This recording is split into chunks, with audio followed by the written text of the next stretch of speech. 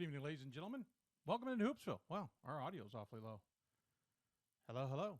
How about that? Strange. Don't know why that is.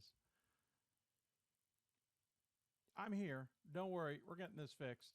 Good afternoon. Hello. Yeah, we're a little low. We'll fix it. Good evening, ladies and gentlemen. Welcome into Hoopsville. I'm your host, Dave McHugh. Audio's a little low. We're working to fix that. Don't know why it is. Hey, we can't go on the air smooth even after the holidays. Why should we start now, as they say? I'm your host, Dave McHugh, as we get things rolling here soon. If you got any questions for us, tweet us at D3Hoopsville and hashtag Hoopsville. You can always email us, hoopsville at D3Hoops.com, or join us on Facebook at Facebook.com/Hoopsville. Lots of ways to communicate with us, and we hope you'll take advantage of them. Thanks for tuning in. So the audio's a little bit weird, and we'll get it fixed is the best we can do. But, hey, here we are. We're on air. I'm Dave McHugh. Welcome in. Crazy, absolutely insane season or holiday break. I don't know what to make of it, to be honest with you. Losses aplenty. Losses all over the place. We're used to having a season when we get a lot of those kinds of results. It's not unheard of, certainly, for us. I remember a couple of years ago, I don't remember how far back it was, Virginia Wesleyan was, I think, the number one team in the country, lost 3 during the holiday break. And I know we rushed to get the top 25 out because we needed a change. Listen, the number one teams didn't lose, but, oh boy, did it come close a couple times in the last few weeks. Even on the women's side, things got a little bit nip and tuck since we last talked. So anything's possible, and we just have to realize that sometimes. Again, if you got questions for us, tweet us at D3Hoopsville, hashtag Hoopsville, email us, hoopsville at D3Hoops.com. Join us on Facebook, Facebook.com/Hoopsville, where we are streaming as well. I see Rick Minton has sent us a few emails. Rick, I will try and get to those. He might just be giving me his overall impression on things. I'll certainly try and read through those at some point. Got an email earlier from somebody wanting us to talk about Middlebury and the NESCAC. We'll certainly try and do that. We'll give you a quick synopsis on who's on the show tonight if you haven't seen all of our tweets this evening. By the way, I know there's some NFL football going on. I was going to watch some of that NFL football while we were doing this, but then I realized smartly that I don't want to use the internet for that when we want to dedicate it here. It's the simple things in life. Anyway, so my point being, we'll start off with Guilford's men's basketball coach, Tom Palumbo.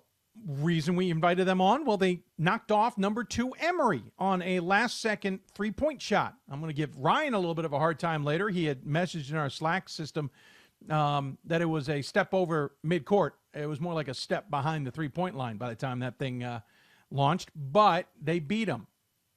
Crazy thing. They lost to Hampton-Sydney this weekend. Yeah, so we'll talk about that with Tom Palumbo. We'll also talk in men's basketball who was it? Oh, yeah, Stevens men's basketball. They're in the Atlantic region now. They're in the MAC Freedom now. They are playing pretty well, and today nearly knocked off Swarthmore. That's the second team in a week to nearly knock off Swarthmore. I'm not changing my number 1 vote. I'm not that surprised that, 1, Swarthmore comes out of a break and a long break with a couple of tough games, and second, everyone's gunning for them.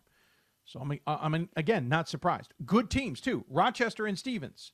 We shouldn't really all be that surprised that Swarthmore is going to get a bit of a test. Swarthmore is about the only top 25 team that didn't lose, to be honest with you. We'll talk about that in a second. And then on the women's side, we'll go to the Northeast, and we'll talk New Mac women's basketball with Smith. They are undefeated at 12-0. Surprise, surprise.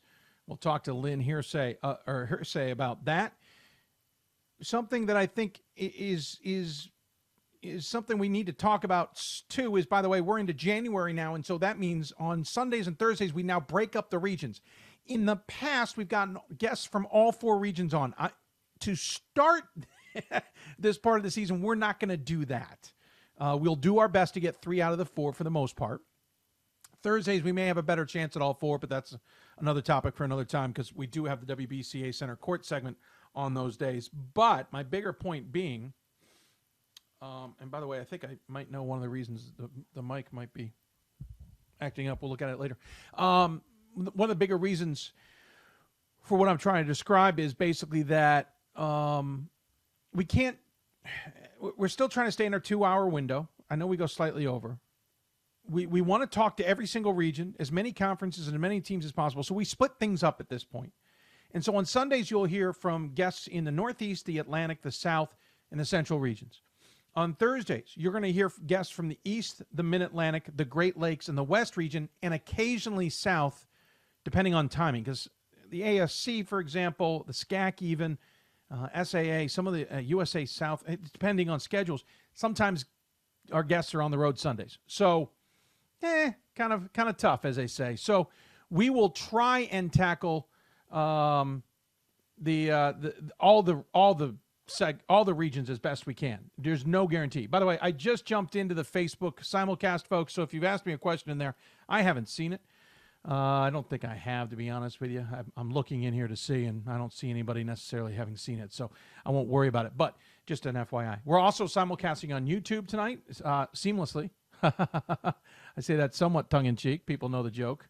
Yeah, I'm not sure what's going on. Anyway, so that's how we divvy it up. And at least for a while, we may not get to every single region with a guest. I want to feel this out. Figure it out. If necessary, especially on Sundays when we get Bob and Ryan or just one of them, we may need to extend the show slightly. We'll see.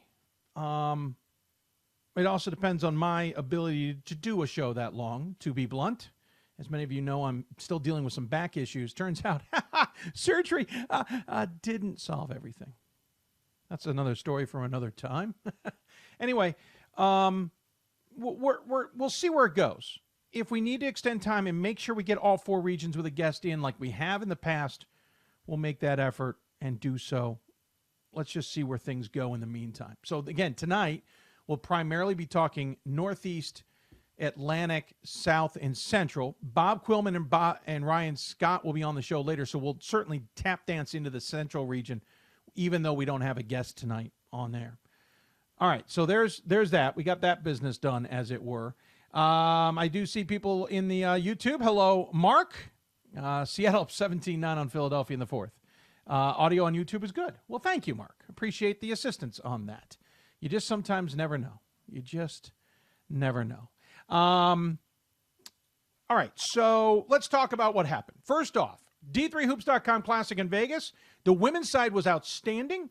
We had a couple of games on the last full day that didn't really materialize like we would hope, but that happens. You can't expect great games all the way across. If Scranton fans are listening, hear me out. Scranton's not the number 2 team in the country. They're not the top 5 team in the country. They're probably top 10. I like what they've got. I think Coach Palillo's got a good system there. They're building into it. They've got an awesome defense. I mean, they held George Fox pretty low scoring despite the fact George Fox beat them. But they're not the best team in the country. Or they're not a top 5 team. They're good. They're good. And here's Scranton, hear me out on this too. Tufts, I don't think, is the number 1 team in the country. And I don't think DeSales is the number 10 team in the country. I think there needs to be a shakeup on the women's top 25 this week. I think people need to reevaluate everything. The problem with that is George Fox comes into the D3Hoops.com Classic, beats Scranton ultimately by about 10 points. It was closer than that for most of the game, but they had an insane first quarter and then kind of pulled away later in the game as well. And then they went and just dominated in their next game, in a game I thought would be competitive. Not a loss for George Fox, but competitive against University of New England. And we'll get back to University of New England in a minute. University of New England, up until a couple days ago, hadn't beaten a top 25 team or been close to it. So I thought, okay, George Fox is a top 5 team. The team's great. And then they lost to Willamette. Huh? Like what? How does that happen? And I don't have an answer for you. I have not talked to Michael Capolino. By the way, great to see him in Vegas. Still taking me some time, Coach, to get used to you being at George Fox. He came up to me. I saw him. I said, hey, Coach. And I was a little stunned because I was like, wait, who am I talking to? Oh, that's Coach Capolino. What's he doing here? Oh, that's right. He's with the George Fox team. And, folks, I do know that. I do my game sheets. I do my prep work. I do all of that. But in the moment when you see somebody, you're thrown off. Another example of that, Amherst is doing their practices the day I'm setting up ahead of our 2 games on the opening day. And great to see Coach G.P. Gramacki, great to see the team. One of his assistants go by. She says, "Hey, Dave." I look over, I say, "Hey, I know her. I've seen her for many years. Great to see her. Great to see her. How you doing?" Wait a minute. What is she doing here? I've known her to be on the Muhlenberg team for the last bunch of years, and I had totally forgotten, at least in that moment, that she was now an assistant coach at Amherst. By the way, just to make the embarrassment full for you, great to chat with her dad on Twitter during the tournament. Maybe he's tuned in tonight. If not, sir, it was great chatting with you. Thanks for the kind words. So sometimes you just get thrown off. And remember, we had 4 teams at that D3Hoops.com Classic who had all lost coaches in the offseason, a few of them to D1 programs. And so there was a little bit of change that we all had to get used to. Anyway, my bigger point was George Fox goes in, looks awesome. I think they're a top 5 program. They deserve it. Scranton's maybe a top 10 to sales. I like them, but they're going to struggle on offense. They're probably a top 15. And then Willamette trips up George Fox, and you sit there going, what? And now the women's voters can start to feel a little bit like the men's voters. I have no idea what they're going to do with George Fox. On the women's side of the top 25, Tufts barely gets past Christopher Newport during the break, and I mean barely. They won 70-65, and Christopher Newport is not the team of the last few years. They're good, but they're not great. They did go and then smoke TCNJ, and then they smoked Mass Dartmouth. Great, but I still don't think Tufts is the best team in the country. Scranton had a crazy tournament. Remember, they'd only played like 6 games coming in. They played Elmira, Misericordia, Rosemont, George Fox, and St. Vincent, all in that span. Their only losses to George Fox. They're 11-1, but I'll be honest. I think they're a top 10 team. I don't think they're a top 5 team. Bowdoin got it by unscathed, though Chapman gave them a scare. Hope had a pretty good holiday, though Trine, not surprisingly, played them close. But Hope, listen, I'm Coach Morehouse, please listen to me when I say this. You're playing Finlandia, North Park, and Trine. And North Park's been good, don't get me wrong, but you're playing Finlandia. What are we getting out of that? I really think teams like Hope Women have got to do something like come to the D3Hoops.com Classic, maybe go to Nashville, go somewhere, maybe go to the Wartburg tournament, improve the out-of-conference scheduling. I know the reasons that Hope will explain why they have some challenges, and all due respect to wanting to play some of those local schools or whatever the case may be, we got to improve. We can't be playing Finlandia. Mary Hardin Baylor actually lost 2. They're 9-3, though they also beat Illinois Wesleyan, but they lost to Austin, beat Ozarks, and then lost to Texas Dallas. So there's another hodgepodge of a guess. Amherst, listen, look good at 6. They beat DeSales somewhat handily. They beat Keene State, unfortunately, somewhat handily. They beat Redlands easily. Well, not easily. They won by 8, but that was coming off of a bit of a challenge. 2 games travel and then Redlands.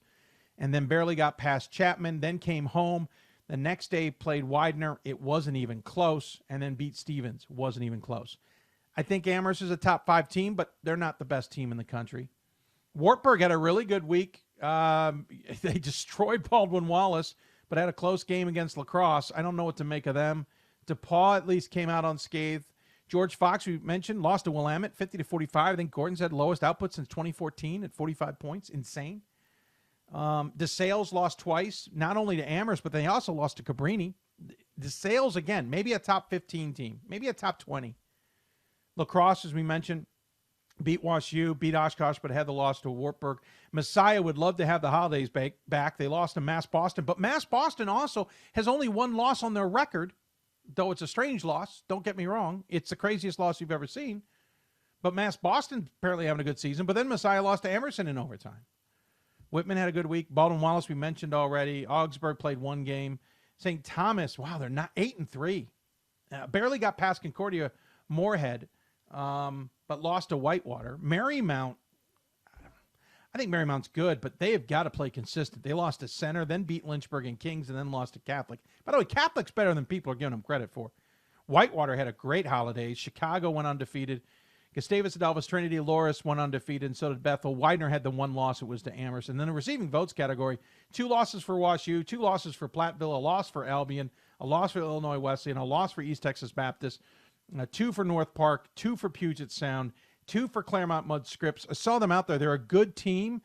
Their game against DeSales, I think, proved they're definitely a top 25 team, but then they lost to Whittier. So you go figure that one out.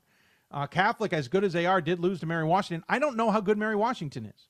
Ohio Northern lost. John Carroll lost. Just craziness. And then you flip to the men's side, and it's even crazier. Swarthmore, as we mentioned, barely gets past Rochester by 3 and barely gets past Stevens by 3 this week. Emory loses to Guilford on a last-second shot. By the way, stop the man coming up the court, will you? I can't tell you how many people don't do that. Wittenberg won, but I'm not blown away. A 17-point win over Hanover, a 30-point win over Elmira, okay. But then a 7-point win over Ohio Northern, and Kenyon played them tight. I'm not blown away by Wittenberg. I can't figure it out. Middlebury's still undefeated. To be honest, I'm not blown away with that either. Yeah, they beat Springfield by 3, but I don't know. I'm missing something with Middlebury. We're probably going to have to get them on to get the explanation. St. Thomas played 1. They got that. Marietta lost to Salisbury. Huh? Right? I mean, Salisbury and York go out to Worcester, and they both on the opening night win, and it's a classic, so they're not going to play each other, the conference opponents. But totally confusing.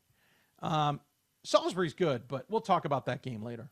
Randolph-Macon had a good week on holidays. Nebraska Wesleyan lost to River Falls. I then saw River Falls in Vegas. They're good. They're not great. And that's not a knock on River Falls. We're going to say that about a lot of men's teams. WashU lost to Milliken in the what the heck category. Milliken won 63-61 in that game.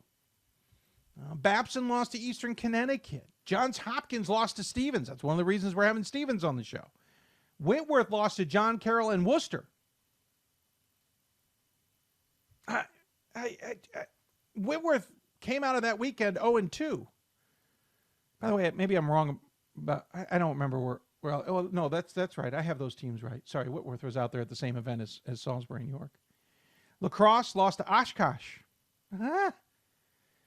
It just makes your head scratch. Carthage, 50% holiday week. Beat Albright Birmingham Southern, lost to Olivet and Augustana. Benedictine lost to Concordia Chicago. That was right before we went off the air at the holidays. Then beat Marion. It's just, and again, Guilford beat Emory, lost to Hamden Sydney by 2. Hamilton, I watched that game, lost to Utica 104-97 in the absolutely wackiest result I saw. A lot of fouls. Neither team adjusted to the officials. You got to adjust, folks. There's no excuse. Illinois Wesleyan lost to WashU, lost to Concordia, Texas. By the way, Ron Rose got ejected in that game. I'd love to hear from him what happened there. Not from Bob. I want to hear from Ron Rose.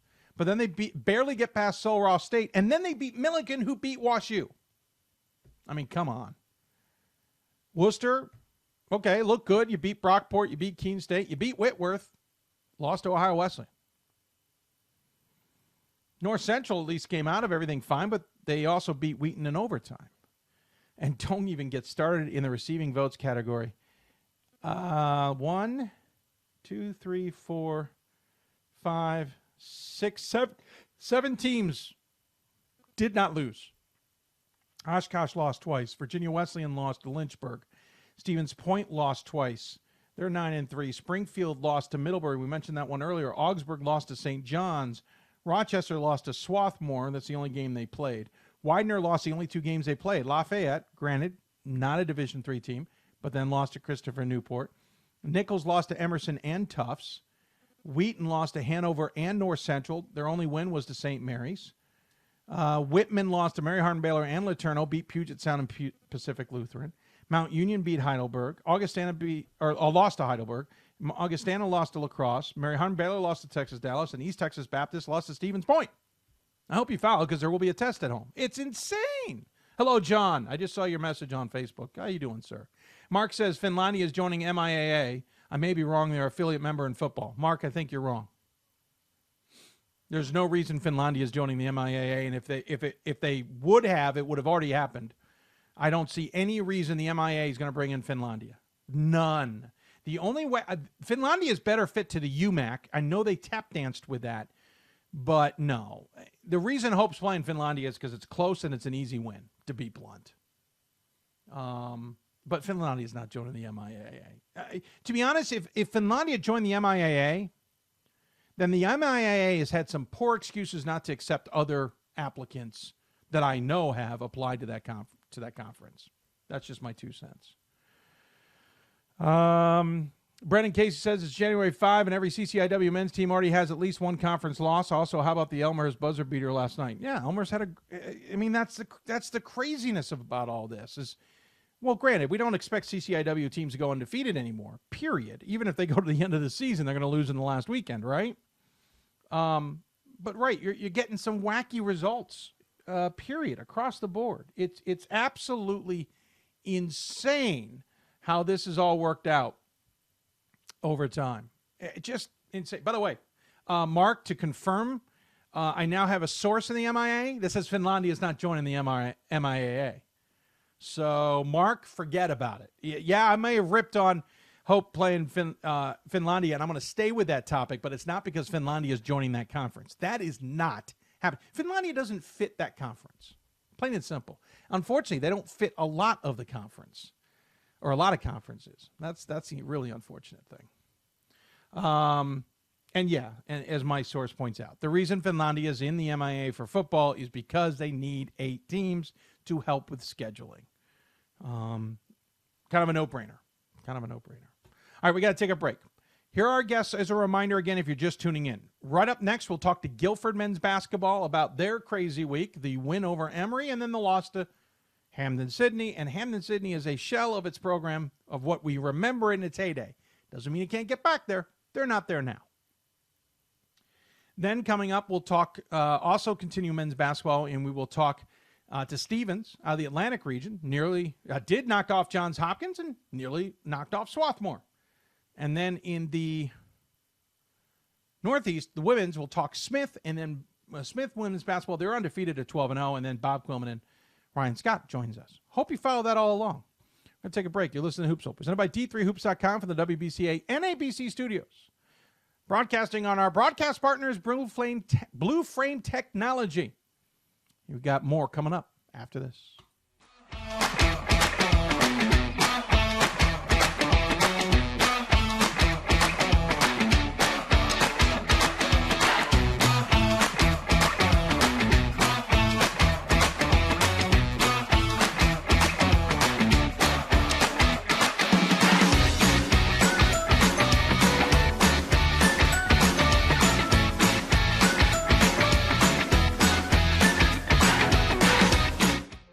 Football has taught me a lot throughout my life. It's definitely had a huge imprint on who I am as a person. Competing at a Division III level created that opportunity for me to go to college. Not only was I the first one in my family to graduate college, but I was really the first one to even go. Being the first one, I'm breaking that cycle, and now that I've graduated, I'm not sure what's the next step, but I know I have a lot of doors open. And a lot of those are open because I played football and ran track here at Otterbein. College basketball lives in Kansas City at the College Basketball Experience at Sprint Center. The College Basketball Experience is the place to get your game on. It's not a museum, it's an experience you won't forget. Discover the history of the game in the National Collegiate Basketball Hall of Fame, featuring the Gallery of Honor, Mentor's Circle, and Honor Theater. Suit up in the latest CBE logoed Nike gear at the CBE Hoop Shop. Elevate your game today and visit the house that college basketball built. For the love of the game. But for those of us who are Division III student athletes, it's more than that, a lot more. Sure, the game is important, but as we work so hard to build both mind and body, it's more about team. That is why NCAA Division III teamed up with Special Olympics, and in giving the gift of sport to those for whom it seemed an impossible dream, we are working to make this a better world. Help us keep that dream alive. You can make a difference. I'm a Division III student athlete, and I know how powerful words can be. The term gay doesn't mean stupid, lame, or or less than. So I pledge to speak up if I hear the term gay used in a derogatory way or any other homophobic terms. If you can play in Division III. I'm a Division III student athlete, and my teammates unconditionally accepted me as part of their family. So now I pledge to do the same for others. If you can play in Division III. We are the coaches of women's basketball. We are leaders and teachers, dreamers and winners. We are professionals who conduct ourselves ethically and with integrity. We place the education, safety, and well-being of the athletes we coach above all else and teach them the fundamental values they need to succeed in life. We are coaches united for the good of our game and those who play it. We are the WBCA.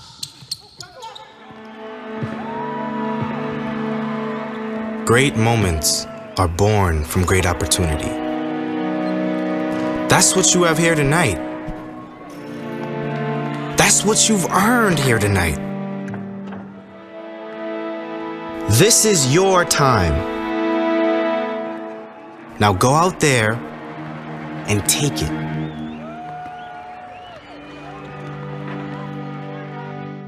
I did receive a non-athletic scholarship upon entering school. I got the presidential scholarship, which was huge for me. I think there's more opportunities for academic scholarships in Division III. I did receive academic scholarships. Just being involved on campus, being a leader, all those things combined kind of get me recognized. It's a great experience for me.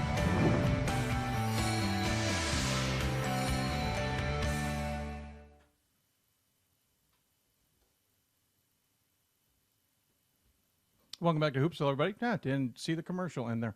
If you got questions for us, tweet us at D3Hoopsville or hashtag Hoopsville. Email us, hoopsville at d3hoops.com, or join us on Facebook, facebook.com/Hoopsville. Lots of ways to communicate with us, and we hope you'll take advantage of them.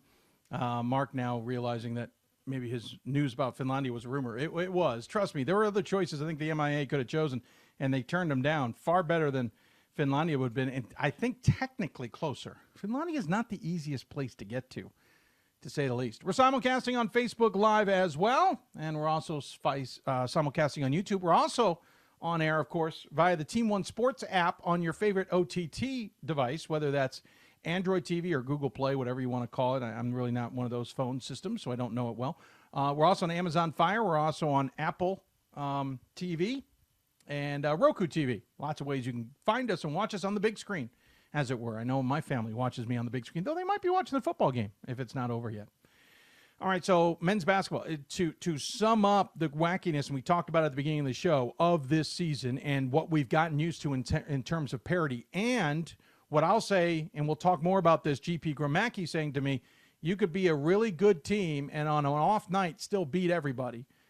You can't do that anymore. And in men's basketball, we know that for sure. So Guilford goes out, knocks off Emory on a buzzer beater, about 30 feet out, well, even less than that, about 30 feet out. Beat Emory on a buzzer beater, and then get conference play rolling, and then they lose to Hampden-Sydney. And Hampden-Sydney has not been the powerhouse it's been over the years. Of course, the coach certainly knows the ODAC well, and maybe that has something to do with it. But joining us on the Blue Frame Technology Hoopsville Hotline is the head coach of the Guilford Quakers. It is Tom Palumbo. And, Coach, as always, first and foremost, thanks for joining me, and Happy New Year. Yeah, Happy New Year to you, Dave. Thanks for having me on. Appreciate it. Oh, I appreciate it, your time, especially coming off a tough loss. Nothing to your SID Dave Waters, who pulled out the jinx card on me.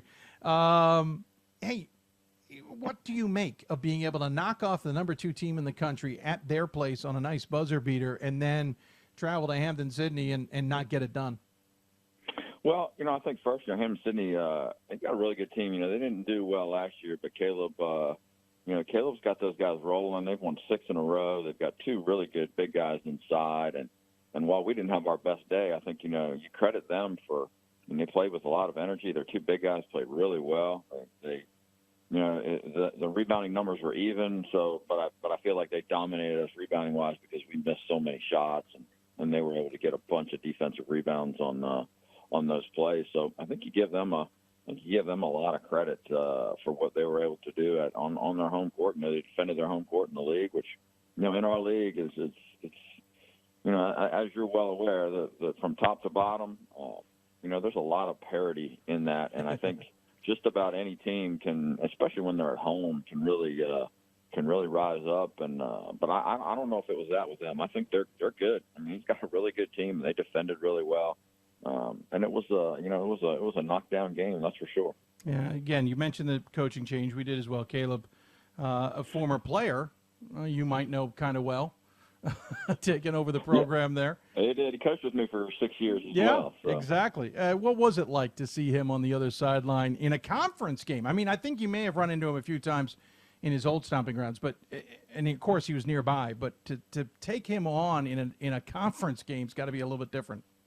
Yeah, really proud of Caleb. I mean, I knew he would do a great job, and in a short amount of time, he's done wonders there. He understands what it takes to be successful and how to build the program, and he's going to be patient with it. And I think he's brought that team along, and they're going to get nothing but better. And then he's going to make that program better from year to year with his recruiting and the way he'll run the program, the kind of people he'll get in the program, and they'll buy in. And I think I heard you mention they haven't been the powerhouse they have been in the past, and I think in the very near future, you'll see them as being the powerhouse they've been in the past. Well, to give no doubt in my mind. I'm proud of Caleb. He's done a great job. Sure. Played under Coach Palumbo. And we should point out they lost 5 of their first 6, but are on a 6-game winning streak now. Let's back up a little bit. You did beat Emory at their place. The irony being you had them at your place at the beginning of the season. I don't think there's any truth to the rumors that the Emory's joining the ODAC anytime soon.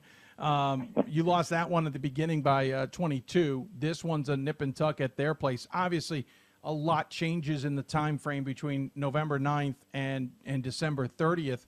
But what was the ability, did you think, that you guys had that you took advantage of to get past Emory in that game the other night? Yeah, it was great because, when they beat us at home, they beat us by 22. It wasn't even that close. I mean, he backed off the last 5 minutes. I mean, they probably could have scored 110 on us and beat us really, really bad. They were clicking. They were playing really well, and we were not prepared for what they were doing to us. I think the second time around, we got them on the second day, just like we were on the second day. So you're playing a back-to-back with obviously a lot less prep time. I thought we defended better, but we rebounded it as well as we have all year long. I talked to Jason after the game, thought that was really the key, that they only had like 4 offensive rebounds. We were able to, because they were really big and really physical and go to the glass really hard to keep them off the glass. And we did a tremendous job of we controlled the glass, which allowed us to control the tempo, because they want to run and really score quickly, and we kind of want to grind it out and defend, and we were able to get the tempo the way we wanted it to. And then, at the same time, it's a 1-point game, obviously, at the end. And lead changes hands 3 times in the last 14 seconds. So it's pretty, we're down 1. We make a layup with 14 seconds to go up 1. They come down, hit a 3, they go up 2, and there's 3 seconds left. And, of course, we hit one at the, Jalen hits one at the buzzer, and we win by 1. So, yeah, it was a pretty, obviously, a down-to-the-wire game. Yeah, absolutely.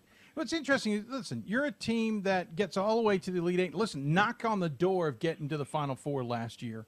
A really good squad. You seem to get this team rolling at just the right time. What jumps out at me is you lost some key pieces there, and you only have 2 seniors on this team. I'm not looking too far ahead, but, that means a lot of, that's got some good, hints at what we're going to see for the time to come. It seems like you got the Quakers kind of back into that conversation, and maybe for a few years here. Yeah, I really like our team. I like how we approach every day, and we had the big win at Emory, and we celebrated that win and enjoyed it, but it didn't define our next day of practice, and losing yesterday, it won't define how we go about our business tomorrow as you get ready for Ferrum. You can't do that. I think that's a dangerous game to play. I mean, we try to stay on an even keel and just keep looking forward and keep.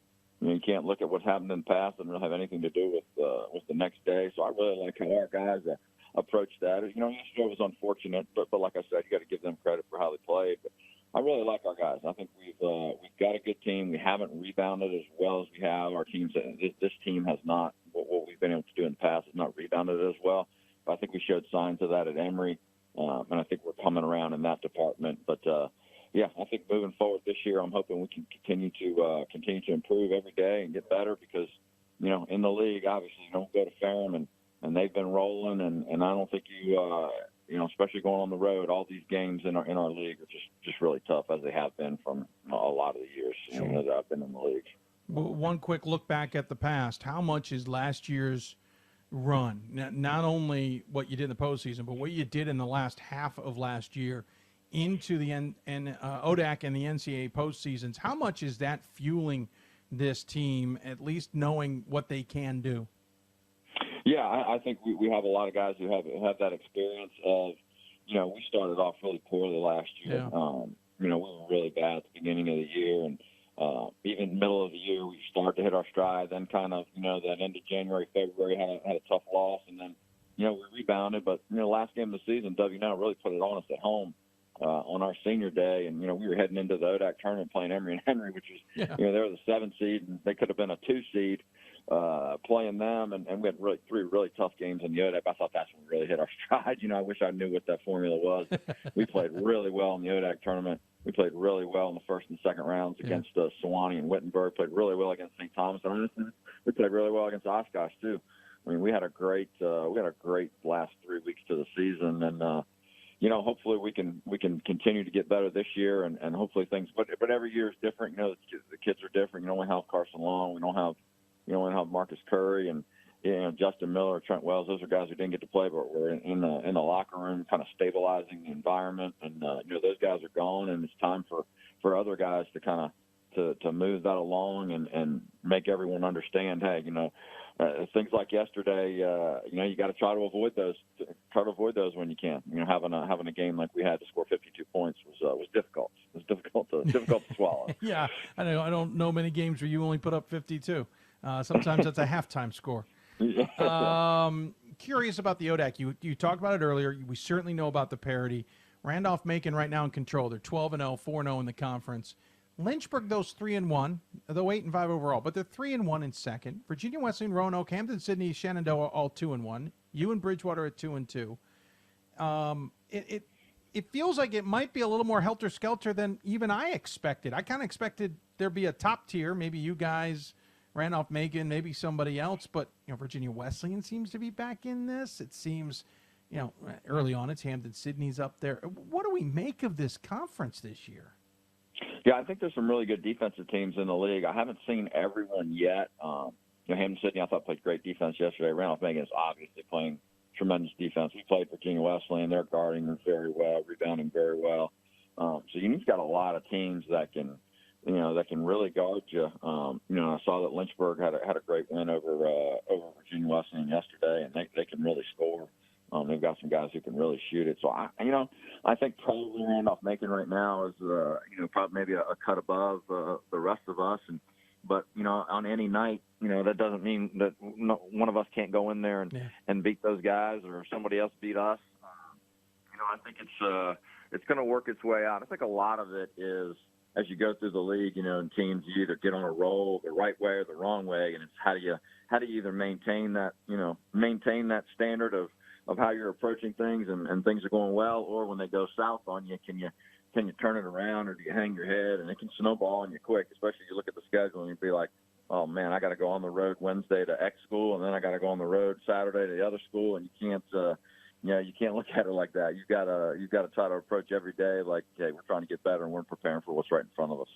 Quickly, your team: Kyler Gregory, the senior, leading the way, 15 points a game. Liam Ward, a sophomore. Jordan Davis, a sophomore. Tyler Dearman, a freshman, and Jalen Gore, a junior. All double digits. Dearman and Gore knocking on double digits. You got 5 legitimate scores there. Gregory, by the way, leading the team at just a shade under double digits and rebounds as well. Give us a sense of who you've got and the depth, or where you've got depth on this squad. Yeah, Kyler's been a mainstay for us. He had a great end of the year last year in the ODAC tournament and the NCAA tournament. He's been battling a bad ankle all year long, which has kind of held him back a little bit, but we're hoping that he can progress through that as things go along. I think Jalen Gore has really emerged as a really good leader for us, and a guy who can kind of he's really stayed. He really leads the team. He's done a really good job with that. Jordan Davis is a really explosive player. Like, we have not had too many guys like him. We missed him yesterday. He missed the game because of concussion, and we really missed what he can do for us, because he's really a guy who can break down the defense and get his own shot, but he can get other people involved, and really quick, really athletic, really a smart player. Joe Logan's been a great defender for us. I mean, we've obviously got the pieces. It's just a matter of, maintaining that standard and coming every day. And when you have an off day, shooting wise or whatever, that you're able to overcome that with what you can do defensively and rebounding wise. I think our guys understand that, but it's different. There's a difference between understanding it and then going out there and getting it. And, you mentioned Liam Ward. He's really improved from last year. We've asked him to play a new position, and he's really done a great job with that he's really thriving in that role. I'm really proud of him. Now, a little bit of an off-the-wall question. People know my kind of point of view sometimes on the split duty of a coach and an AD, which you did for a bit of time there at Guilford. You're now just the coach for a few years now.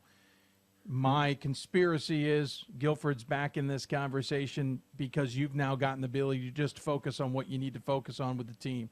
Is that fair? Is that maybe what we're seeing represented because you're not distracted with the AD responsibilities, or is it something else? I don't know, man. I was the AD. We went to back-to-back Final Fours in 09 and 10. That's true. So. I don't say that my conspiracy is foolproof. No. It is different. Yeah, it's different. It allows me to. Obviously, all my attention now is on basketball and the team, and being able to spend a lot more time with Ronnie Thomas, my assistant, and Marcus Curry is an assistant with us this year. Being able to spend more time with those guys and going over what we feel like is best for the team, playing in practice and watching more film and being able to get to practice early and interact with the guys rather than just having a meeting and scrambling and running and sprinting to get to practice. I mean, sure, it's way different. I enjoy it. I enjoy it way more because I can spend time with the guys. And like I said, I enjoy this team. I've really enjoyed the last several teams that we've had, just being around the guys with the kind of people we have in the program makes it fun to come to work every day. So no, you're right. It's way different, and I don't know that it makes us any better, but it's more fun for me. How about that? Perfect. I like that theory. You've had some great teams over the years. Fun to see you guys in the spot you're in. I do know all teams kind of go through waves as well, so it's maybe a little too simplistic to just talk about the AD side. But great to have you on. Appreciate the time. As always, we give the coach the final word. Any final thoughts you want to share with those tuned in? Yeah, man, thanks for all you do. I know everybody says that, and I always say that too, but I really do appreciate putting Division III basketball in the spotlight. And, hey, it's like I texted Jason the other day when we played Emory. I said, we might have won that game, but that Emory logo right in the center of that court was all over Sports Center, a bunch of different sports centers. Everybody's talking about Emory and Guilford, so that's got to help a little bit. So. Yes, it does. Yes, it does. There's a reason you put the logo in the middle of the floor, is it not? That's right. That's right. Oh, awesome. Hey, thanks for the time, as always. Good luck. We'll talk to you down the road and have fun. Sounds good. Thanks a lot, Dave. Awesome. Appreciate it. Dave Palumbo joining us. Tom Palumbo joining us on the Blue Frame Technology Hoopsville hotline. I was thinking about Dave Walters, the SID there at Guilford, for his help. Always appreciate it. And Bob Lowe and everybody else in the Guilford SID office. Appreciate everybody's time. ODAC race is going to be crazy, folks. I have a feeling we're going to be talking to Virginia Wesleyan. I know we'll be talking to Randolph-Macon. Heck, at this point, if Caleb Kimbrough keeps doing what he's doing in Hampton-Sydney, we're going to be talking to him. There's a lot to talk about in the ODAC, and the women's race, not too shabby itself either. ODAC race, always fun, and I think sometimes, even though it's always been a top 5 considered conference, though in the last couple of years I think it dipped a little bit because the middle and the bottom wasn't as competitive. I think they're back. They're always in that conversation, but even as a top 5, I think they're under the radar. They don't always pop up until people don't realize they're there, and so keep an eye on the ODAC. It is good brand of basketball with a ton of different varieties, and I think that's what makes it so much fun. You're not going to see the same thing from everybody. You kind of see the same thing from everybody in the WIAC. You kind of see the same thing from everybody in other conferences. The ODAC, it's a hodgepodge. Everybody's got a different point of view. Everyone's got a different system. We'll take a break. When we come back, we'll jump up the East Coast, go to New Jersey, talk to Stevens about jumping from the East region to the Atlantic and jumping from the Empire 8 to the Mac Freedom, and almost jumping Swarthmore today. You listen to Hoopsville, presented by D3Hoops.com for the WBCA and ABC studios. More after this.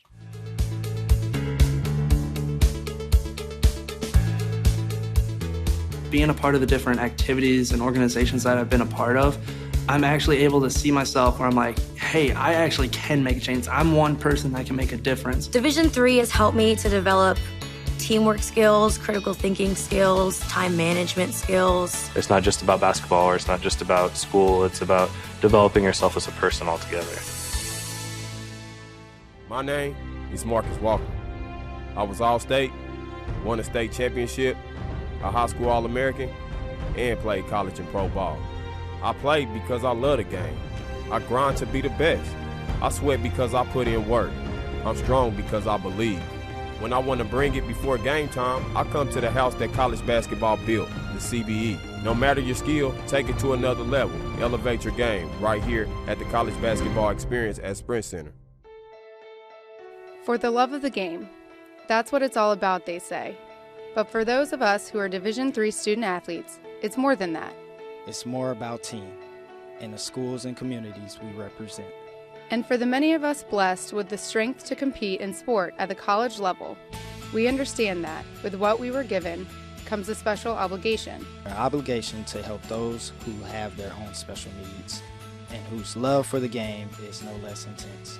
That is why NCAA Division III teamed up with Special Olympics. Since August of 2011, we and others from Division III campus communities have volunteered more than 250,000 hours, time away from the classroom and practice field, reaching across the country to coach and mentor Special Olympics athletes. And to learn that in giving, we receive so much more in return. Help us keep that dream alive. Be part of it. Get involved. You can make a difference. It's on us to stop sexual assault. In any way that we can. To get a friend home safe. To never blame the victim. It's on us. To stand up. To make our community safe for all. It's on us. It's on us to look out for each other at parties. It's on us. To be more than just a bystander. To step up and say something. It's on us, all of us. To stop sexual assault. Learn how and take the pledge at itsonus.org.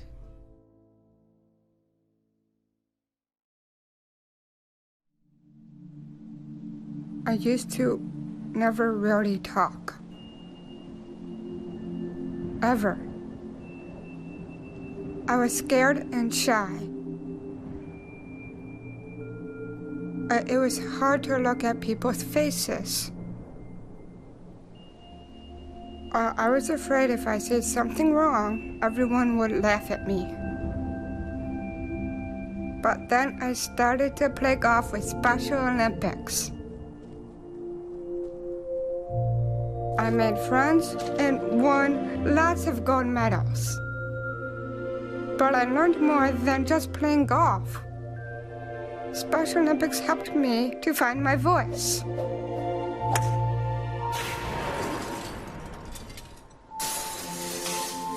And now everyone else is speechless.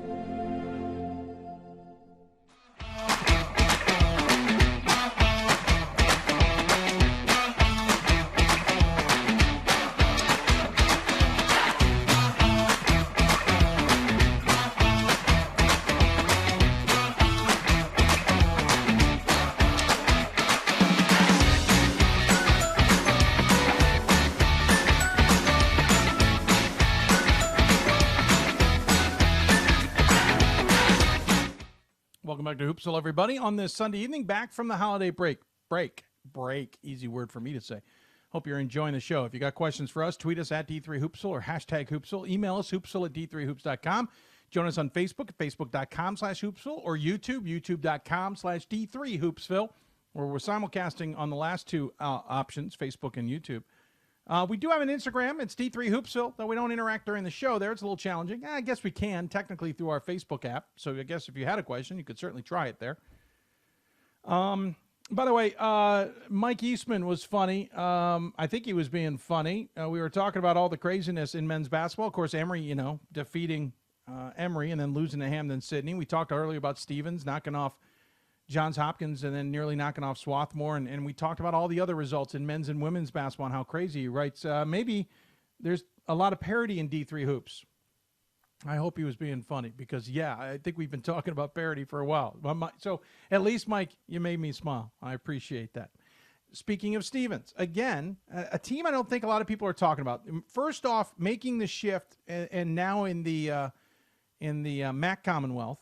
It is their third conference since 2007 when they were in left the final year of the Skyline, then entered the Empire 8 for, let's just double check. They were there 11 seasons. Now they're in the MAC Freedom. Not surprised by that, but still some changes, and they're now in the Atlantic region. What does this all mean for the Ducks, who are 9-2? Two of their losses come in the last 4 games, but they lost to Middlebury by 10, beat TCNJ by 20, beat Johns Hopkins the next night after TCNJ by 7, and then today nearly knock off the number 1 team in the country, losing to Swarthmore 74-71 on their home gym. That's a lot to kind of take in. What does it all mean? Well, I'm not the expert usually unless I'm talking to other coaches, because the coaches give us all the intel. And joining us on the Blue Frame Technology Hoopsville hotline is said coach, Bobby Hurley, joining us from Stevens. Coach, thanks for taking the time. Happy New Year. Well, thanks for having me. Appreciate it. Listen, again, you guys kind of flying under the radar, no pun intended, with the Ducks. You beat New Jersey City to start the season. You've beaten a pretty decent Skidmore team, a pretty decent Catholic team. Yeah, lost to Middlebury back in December, but beat TCNJ and Johns Hopkins, and then have a really good game today against Swarthmore. What is that resume telling us, or what isn't it telling us? Well, we're just excited because I think we're getting better every game. You know, we knew we'd have a veteran group this year, and wanted to go out and schedule some really good programs, and luckily we've competed at a high level, and we're able to play pretty well in our non-conference schedule. The non-conference obviously important. You're shifting to a new conference, and we'll talk about that. You're shifting into a new region, and we'll certainly tackle that as well. But how challenging it was for you to kind of refresh your mind and remind yourself how many games you had to schedule in the non-conference, and what was your plan going into this year? The plan was to just kind of schedule the best teams we could. Obviously, you always want to, build a good strength of schedule. Just because at the end of the year, I think that's weighted pretty heavily. So we just wanted to go out and find teams that would help that strength of schedule. I think we did a pretty good job, and credit to our student athletes that they competed. To finish our non-conference schedule 9-2, we couldn't be happier. Yes, we can go in circles about the SOS's weight, as you fully know. You're also in a different region. Did that have anything in your mind? Understanding the differences in the East and Atlantic region, how teams are ranked and such, or is it essentially the same game? Because ultimately, if you need an at-large or you're trying to bid yourself into a home game in the tournament, it's your overall resume, not necessarily the region you're coming out of. Yeah, I don't think that made any real difference to us. I think maybe now the importance of winning against the NJAC, might play a little more into these to stuff this year. But really, it was just try to go out and find the best teams, that we can compete against. Middlebury back on December 8th before you guys took your break for finals and the holidays. A tough loss at home, 76-66. Of course, that leaves a bad taste in the mouth a little bit for the holidays and finals. What did that game mean to you guys, and what were you saying to the team out of that? We that was a great game for us. We had great parts of the game, and then we had some bad parts, and we really watched that film quite a bit after that loss, and I think it helped open our guys' eyes a little bit. So, we could compete with a lot of these top teams, and if we just sharpen some things up, offensively, defensively, that we're going to put ourselves in a better position when we play the next time, and we did that after the break, and sharpened up our offense, got a little better defensively, and I think that helped us in our holiday tournament. And it helped us today to give ourselves, a little bit of an opportunity, to compete against Swarthmore. And, obviously things didn't go our way in certain, possessions. And, Swarthmore executes at such a high level, but this film today we're going to learn, a lot from it as well. A week ago, you played TCNJ and Johns Hopkins. Of course, Hopkins 13th ranked in the country, and you win both of those games. The Hopkins game certainly raised my eyes. I'd already had you guys kind of on the radar, as it were, but I know Hopkins really darn well, and I thought, that's a solid win coming out of the holidays. Did the Middlebury game help with that, or is it so far gone at that point that it's a distant memory, and it's after the holidays, it's all fresh?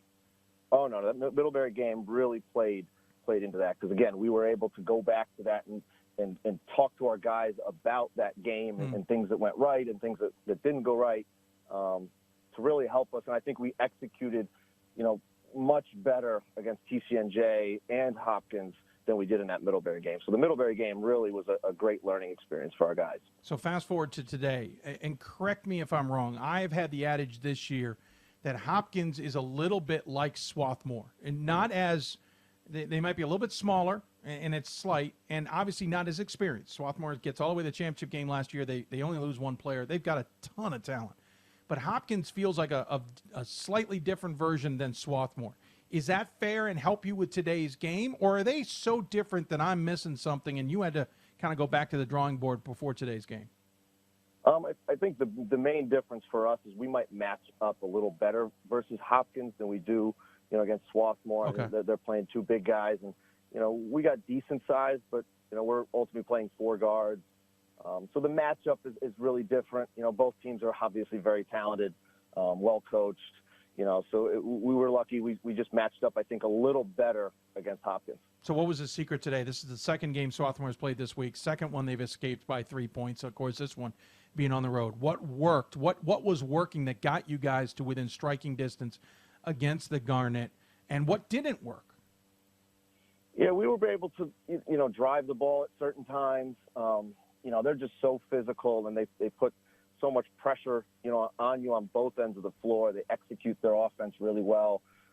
Their pressure bothered us, a little bit, on the other side of the floor. And, again, they make it tough. They're a terrific team. Luckily, we made some shots and just came up short in a lot of areas, and just a couple mistakes on the defensive end, a couple bad possessions on offense. And those are really the difference of the game. I know we're a few hours removed from the game, but is that kind of loss, kind of like Middlebury, but maybe even better, that you can use as a plus, as a confidence builder? Guys, you took the number one team in the country to the wire. You are good. You can be better. We are able to do what we want to do. Is that something that can be done? Yeah, I mean, we know, I think, that we can compete with really anybody. It's just getting to that next level of understanding the execution on offense and defense, and that every possession matters. And, those are the things that I think we'll really take away, from today's game. I can't believe you're in your 12th season, by the way. It feels like you just got to Stevens in my head. Time flies. It seriously has. Unbelievable. And, again, you're now in your third conference. You move in the MAC Commonwealth, and that's basically what you've got ahead of you. You'll take on Delaware Valley coming up this week and Wilkes. You'll split the home and then away, and then Kings, Misericordia de DeSales. The schedule's, the travel's different for you. You're not traipsing across the entire state of New York to play in the Empire 8. How do you now prepare for the Commonwealth, for the Freedom side of the MAC, and how are you getting the guys ready for opponents they may not really know well? Yes, it's very interesting. We've not traditionally played any of these teams. So, no. Even though they're in your neighborhood. Yeah. I mean, again, our longest trip will be 2.5 hours, which we're really excited about. But yeah, we have not traditionally seen any of these teams. So other than film and watching games online, we don't know much about a lot of these teams. And I guess the good part is they don't know a whole lot about us either. So, sure. But we're just going to take it one game at a time. Each game is big for us, and we've shown improvement through our season up to this point, and once Wednesday comes and we get to Thursday, we want to have some improvement on certain areas there. And then after Saturday's game, so really just going to look to take it one game at a time and continue to improve. And, but we're excited about the travel, that this conference, offers us. It's, a little different than the Empire 8. It's just going to be different in the, we don't have the back-to-backs that we played, in the Empire 8. Every game is a Wednesday, Saturday, so the preparation will be different. So there's a lot of new things that we're going to experience this year. You certainly are going to see a lot of experience. How do you prepare? I mean, how do you as a coach go out there and prepare for a Del Val, Wilkes, Kings, Misericordia de DeSales, et cetera? Are you talking to other coaches? Are you pouring in through video that you maybe can get your hands on? I know through Synergy and Huddle and all them, it's not as hard as it used to be, certainly. But how do you prepare for a conference you guys aren't as familiar with? Yeah, we watch a lot of film. Again, as we're getting closer to conference, we're watching obviously a lot more of our conference opponents. But we'll be watching a lot of film of everybody, and now everybody's playing each other, so you're going to get, a lot of video and film of all these Next Freedom teams, which, is exciting. We're excited to kind of go into some new facilities, and, the league has great coaches, and excited to kind of spend some more time with them and get to know some of these guys that we've, traditionally not really been around. Talk about your squad. You've got 6 seniors on this team. Talk about experience, to say the least. It's an understatement to some degree. You're led by Spencer Cook, nearly 20 points a game, nearly 14 out of Alec, and I'm going to screw up his last name, so, Coach, I'm handing it to you. Let's just call him DePete. DePetrion. Petra Antonio, yeah. Oh, that's so much easier. It's still, I struggle at times. So. Yeah, that's a mouthful. Yes. Kevin Florio, of course, in this conversation as well in terms of scoring. He's a tick under double digits. You play a lot of guys, too, but you also keep it's interesting because you play a lot of guys, but it seems like your core group is tight. You seem to have a group you're always going to play, and then occasionally you're going to grab somebody else off the bench to get in some minutes. So give us a sense of what your team is all about, and more than what I just kind of spieled out. Well, we have a veteran group, a lot of juniors and seniors. Obviously Spencer leads us in scoring, terrific guard for us, does a lot on both ends, terrific defender, ability to score, from the three. He's got a great pull-up, can get to the rim. Other seniors and Kevin Florio and Dylan Walsh. Kevin does a great job, again, defensively. We've spent a lot of time, working on our defense, and these upperclassmen, have really bought into guarding, and Kevin and Spencer do a great job in the guards. And Dylan Walsh, he really anchors our defense. Another senior for us, does all of the dirty work, the effort and energy he puts in. Today he was guarding a big guy, against Hopkins. He's guarding Connor Delaney. So we kind of put him on the best player. He usually does, a really good job. Alec, our big guy, we have him do a lot. He's handling the ball on the perimeter. We're getting the ball in the post. He does so much, and he's improved so much. And game to game, he keeps improving. I think he's maybe 5 or 6 straight double-doubles. So, he does so much for us on the inside. We got 3 seniors coming off the bench, and JoJo Mosca, Mike Zignorski and Tyler McShay, that all give us great minutes. So we have a really veteran group that, is kind of leading us, through this tough, schedule. And, I think their approach to everything we do, in practice, our effort and energy is great. In every game, it's not something we talk about it a lot, and every game and every practice, it's always very high. So, obviously our execution and stuff needs to improve, but they come to work, every single day, which makes my job, so much easier. By the way, your defense statistically is insane. You're 6th best in the country in field goal percentage defense, 14th best in the country in 3-point field goal percentage. Is this defense start and everything will come after that? Yeah, I mean, we try to get, stops so we can go in transition, get some easy buckets that way, hopefully get some 3-on-2s, 2-on-1s.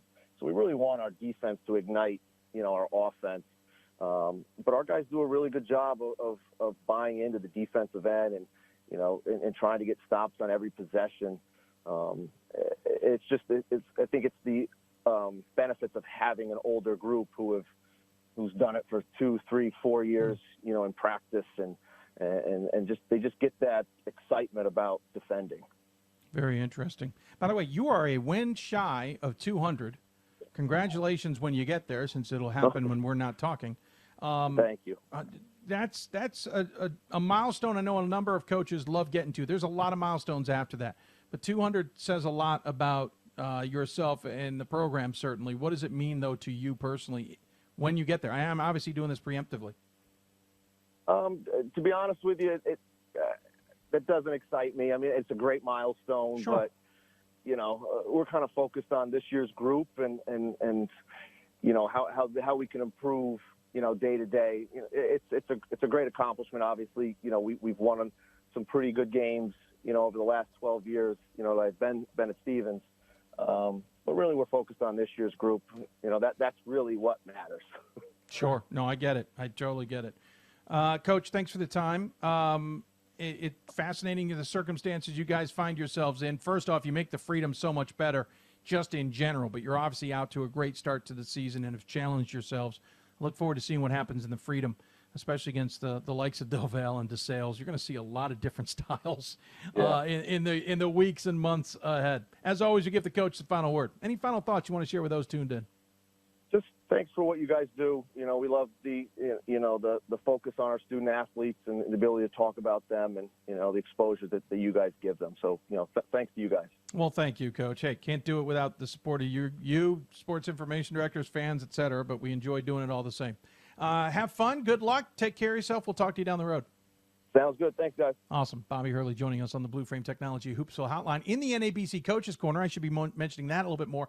NABC Coaches Corner taking on a little bit of a different feel this year. We're actually not having specialty segments like we've done in the past. Every single NABC coach who comes on our show will be in the NABC Coaches Corner. So we want to thank our support and the help from the National Association of Basketball Coaches, especially the Division III side of that group.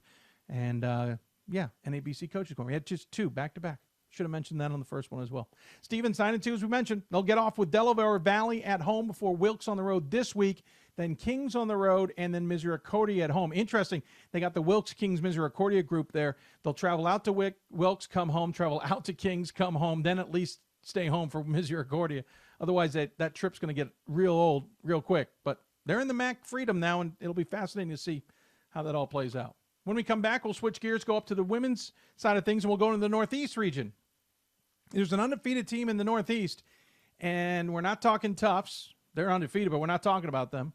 And it's certainly not Amherst. They're not undefeated. We're going to talk to Smith women's basketball. The Pioneers are 12-0.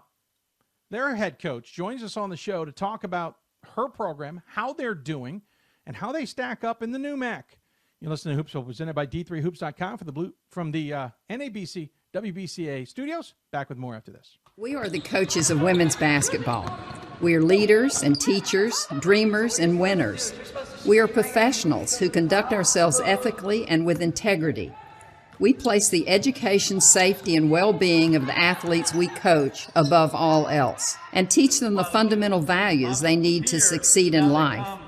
We are coaches united for the good of our game and those who play it. We are the WBCA.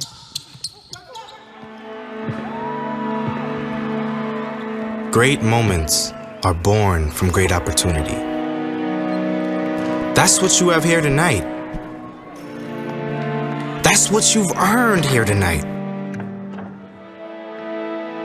This is your time. Now go out there and take it.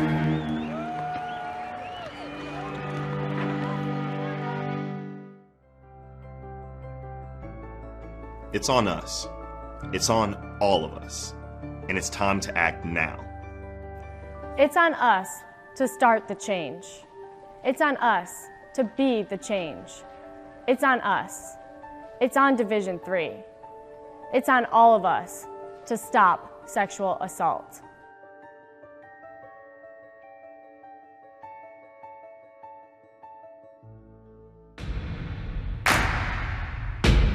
It starts right when you hit the court. You imagine your finest moment. The game-winning shot that gets you to the dance. A monster dunk or no-look pass, and cutting down the net. Sports lets us dream of our own success and prepare us for our finest moments on and off the court.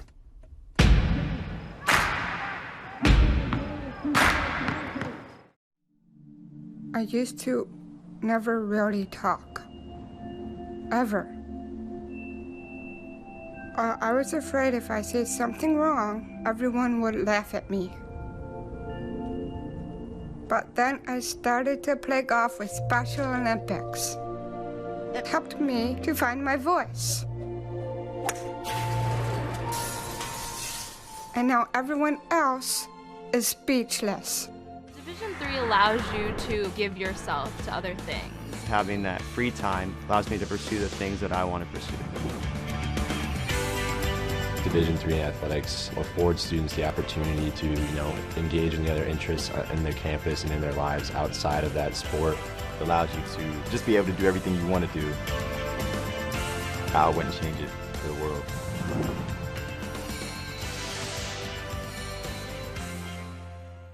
I learned a lot of valuable lessons playing college football. I never thought about the health benefits of exercise until I actually started to talk to coaches in college. It's not only just for performance, it's for life.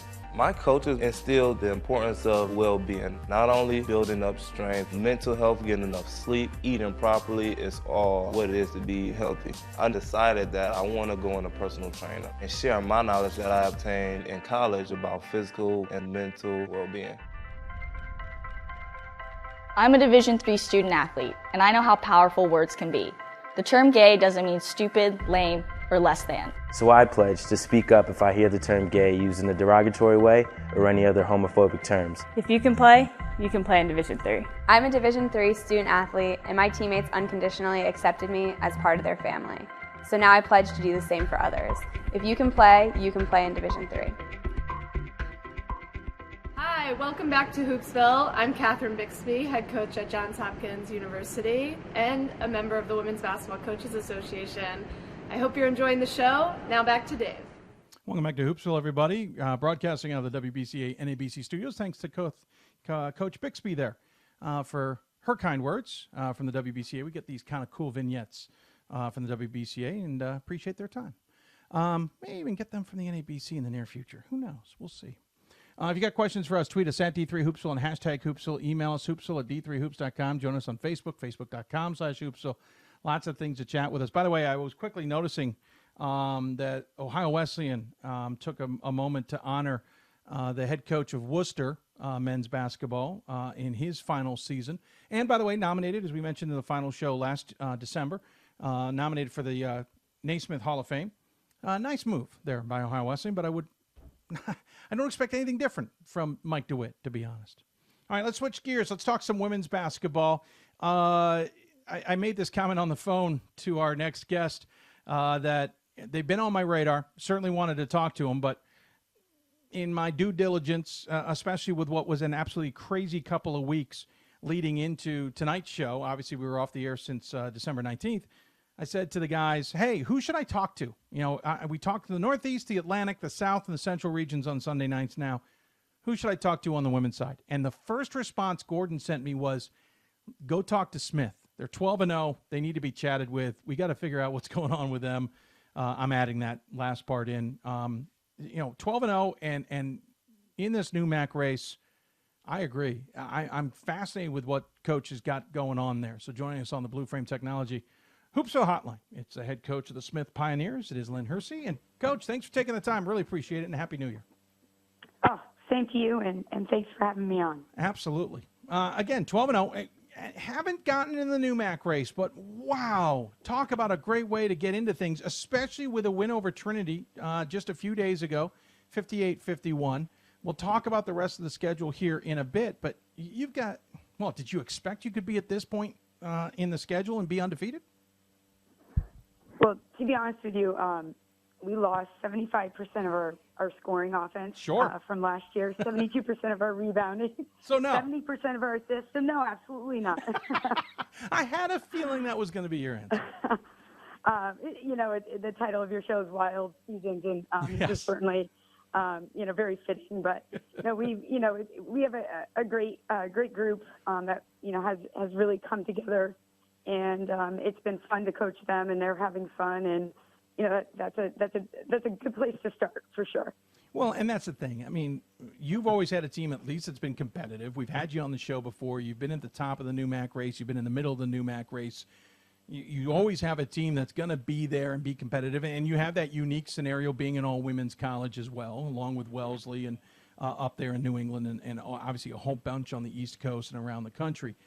But 12-0 after what you guys lost, after what was considerably a good season, 20-6. That's the year before. Our computer's been doing that to us. I'm double-checking your schedule real quick because I don't want to screw that up. I almost said last year's. There. 22-7. You're 13-3 in the conference. You had a great year last year. How did this team? What's working for this team to respond after what you said was all the losses? Yeah, I mean, I think it's a combination of we have 6 players return from last year's team. We graduated 7.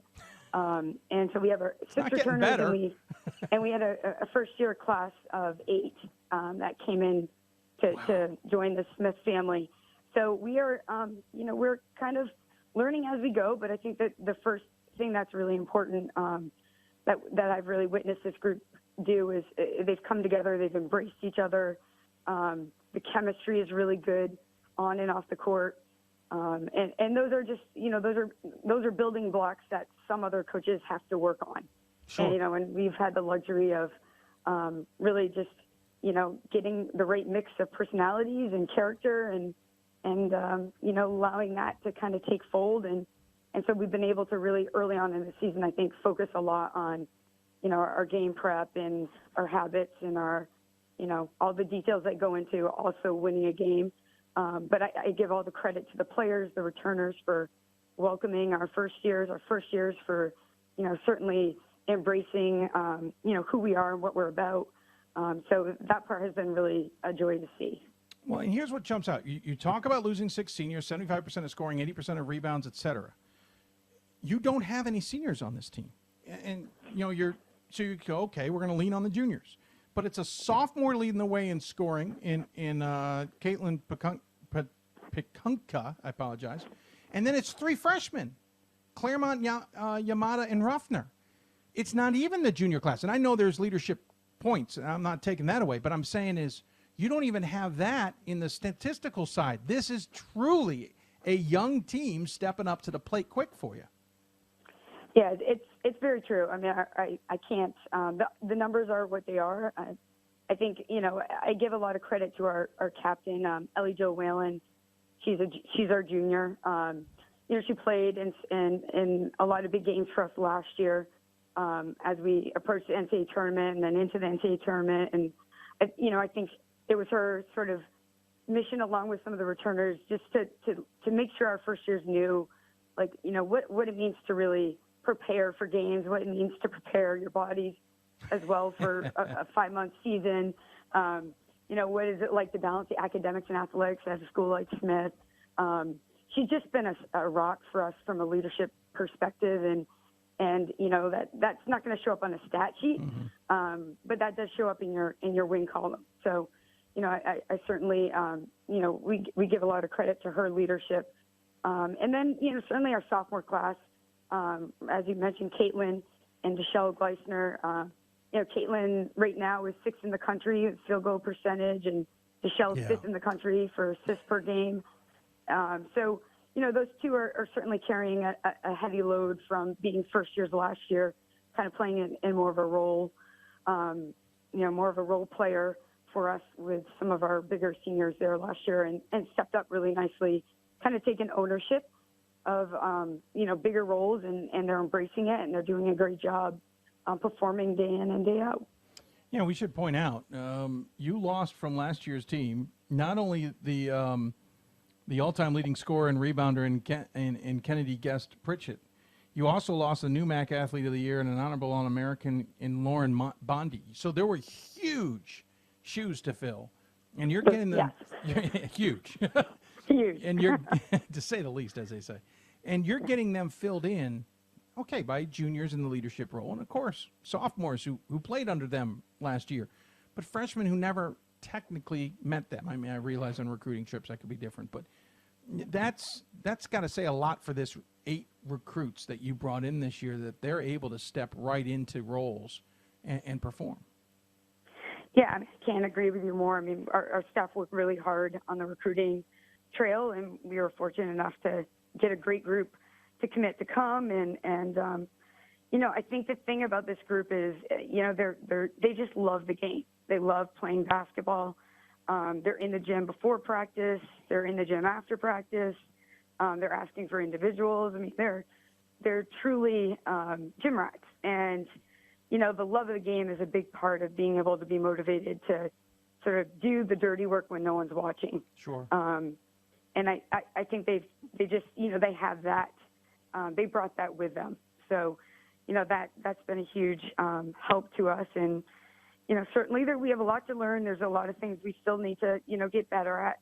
But I've been proud of the way that they've bought into sort of our methodology of preparation for games. We're very scout-heavy coaching staff, and it's definitely a mental challenge as a first year to kind of keep up with what we ask, in game planning and such.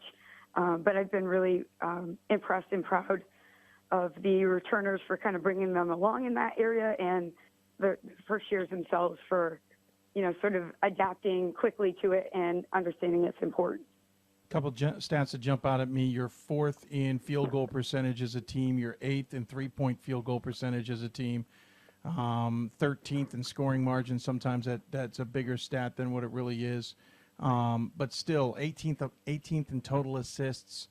This team is clicking on offense, and you pointed out Pritchett is doing so well at field goal percentage. It's 65.6%. That's an insane number. Can this offense keep clicking like this, or are you almost kind of preparing for a natural lull or a natural step back, as it were, as the season grinds on? Well, I'm a Patriots fan, and I'm hoping we do not pull a Patriots second half here. But, I don't – that's a great question. I mean, I think that we really have a lot of growth to be done on the offensive end. I think we've done a pretty nice job defensively.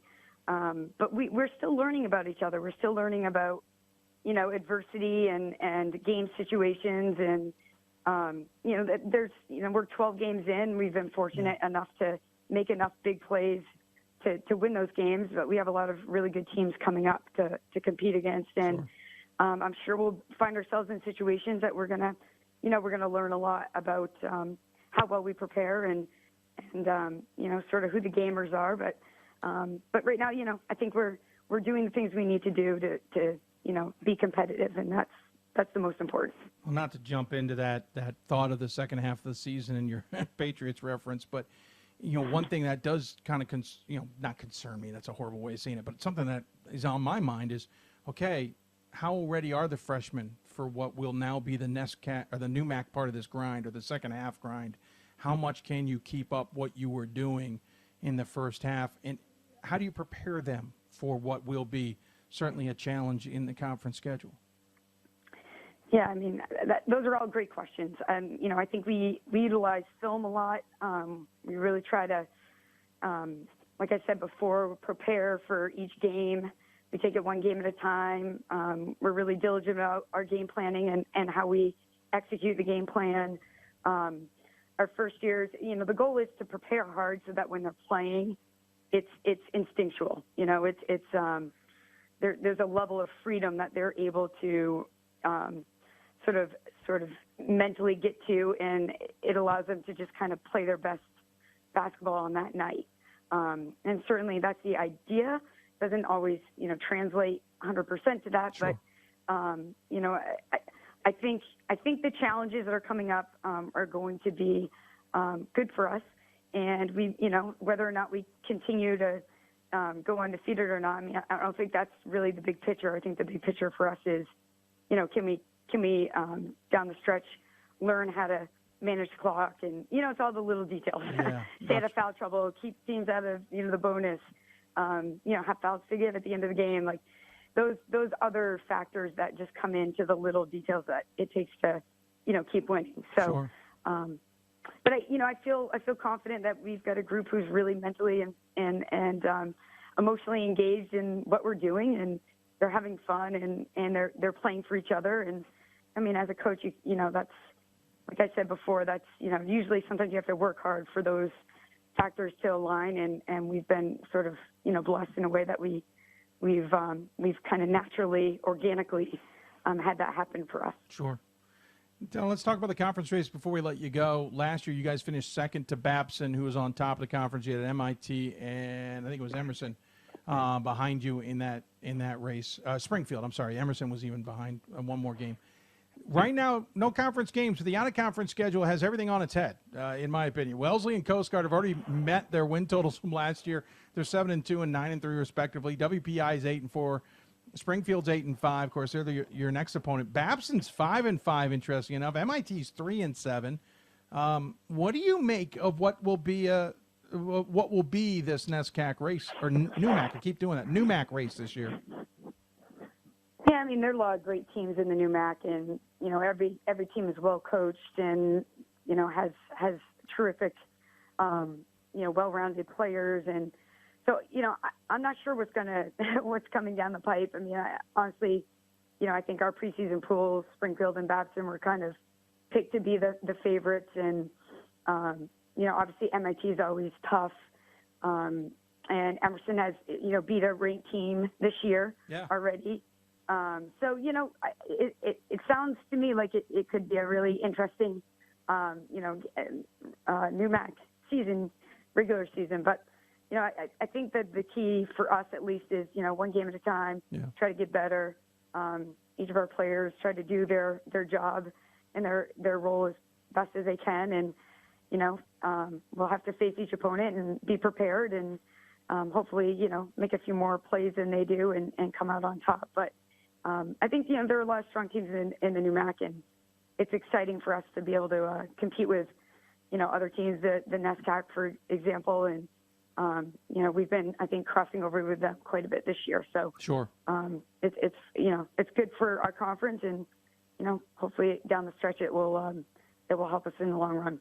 Before we let you go, I'm curious. I don't know if we've ever talked about it. Smith being an all-women's college, obviously Wellesley as well up there, and as we mentioned, many others on the East Coast. The all-women's colleges don't tend to be in the conversation when we talk about conference leaders and national leaders. Smith certainly in that conversation a lot, though. You've developed that program. But what are the challenges to recruiting, especially in this day and age? Do you find student-athletes who are absolutely gung-ho about the idea of a single-sex college, or do you have to convince them, or you have to be very specific in your recruiting?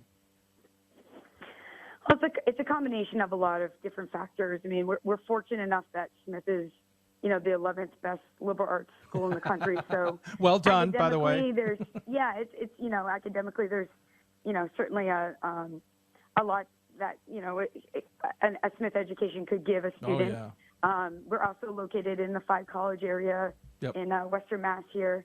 And our campus is gorgeous. So there's certainly sort of built-in, parts of Smith that I think are very attractive to a lot of recruits.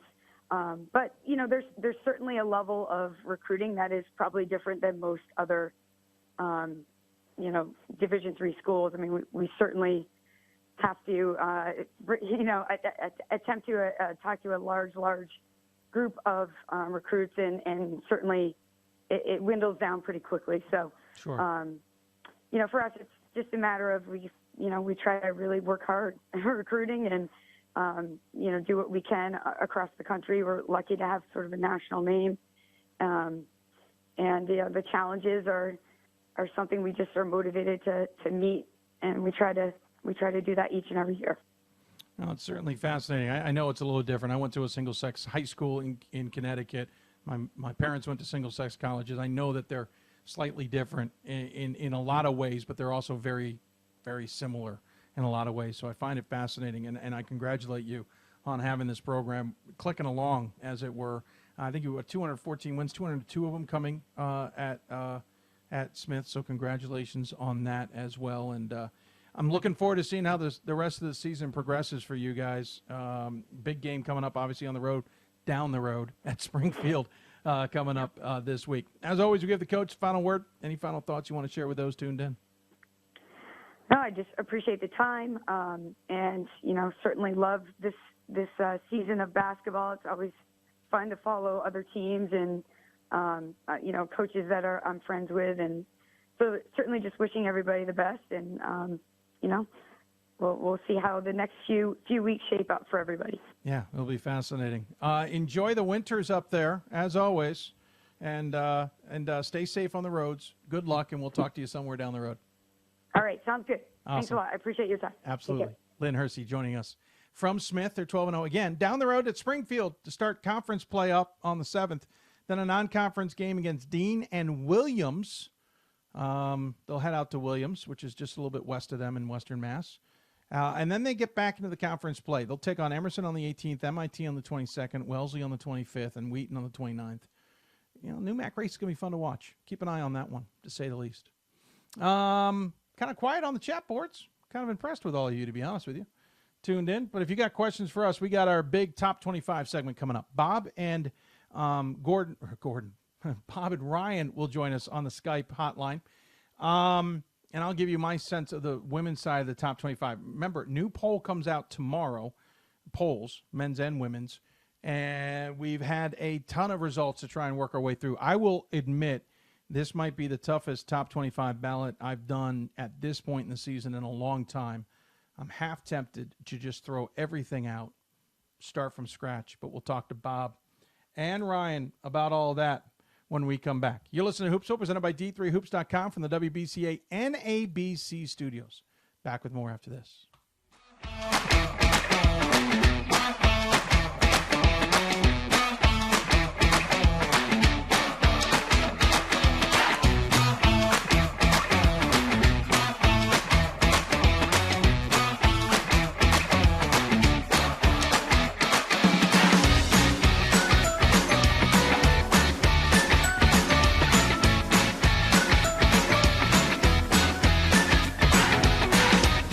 Something I discovered in myself is that if I have a goal, then I can accomplish it.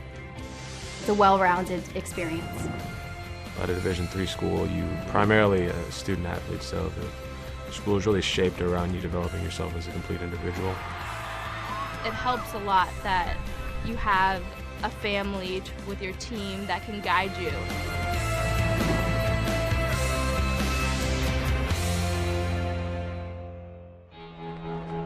Cheer for the stumbles. The he shoulda had that's. And the tears that linger. For in those moments, greatness lies. There, you will find the provoked, the determined, the unified. It's in those moments that champions are born. College basketball lives in Kansas City at the College Basketball Experience at Sprint Center. The College Basketball Experience is the place to get your game on. It's not a museum, it's an experience you won't forget. Discover the history of the game in the National Collegiate Basketball Hall of Fame, featuring the Gallery of Honor, Mentor's Circle, and Honor Theater. Suit up in the latest CBE logoed Nike gear at the CBE Hoop Shop. Elevate your game today and visit the house that college basketball built.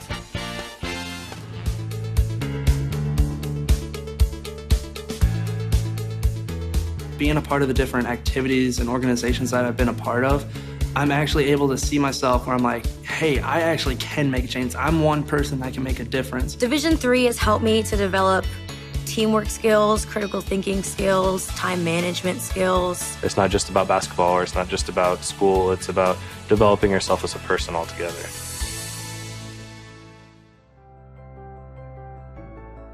It's on us. It's on all of us. And it's time to act now. It's on us to start the change. It's on us to be the change. It's on us. It's on Division III. It's on all of us to stop sexual assault.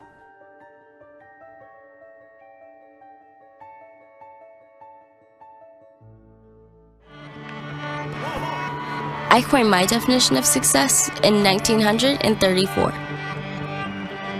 My definition of success is peace of mind attained only through self-satisfaction in knowing you made the effort to do the best of which you're capable.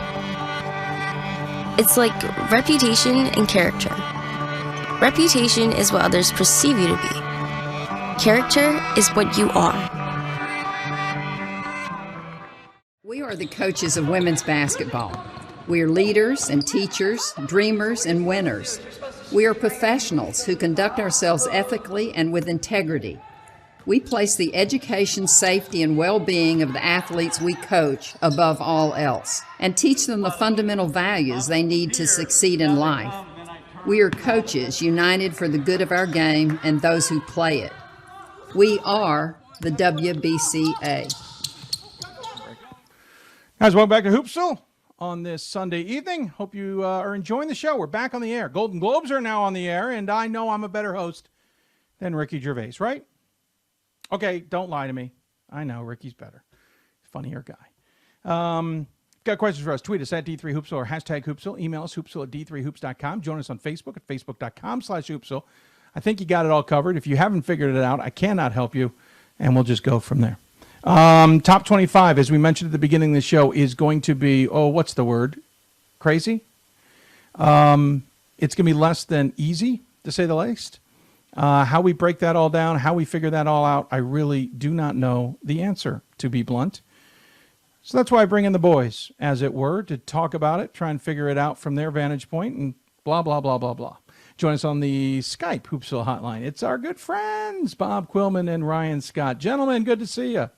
Hello. Hey, guys. Good to see you. Thanks for coming on, guys, as always. Really appreciate it. What do we make of what we saw this I mean, I'm used to having the holidays be a little crazy. Don't get me wrong. But I felt like we had a lot of crazy this year.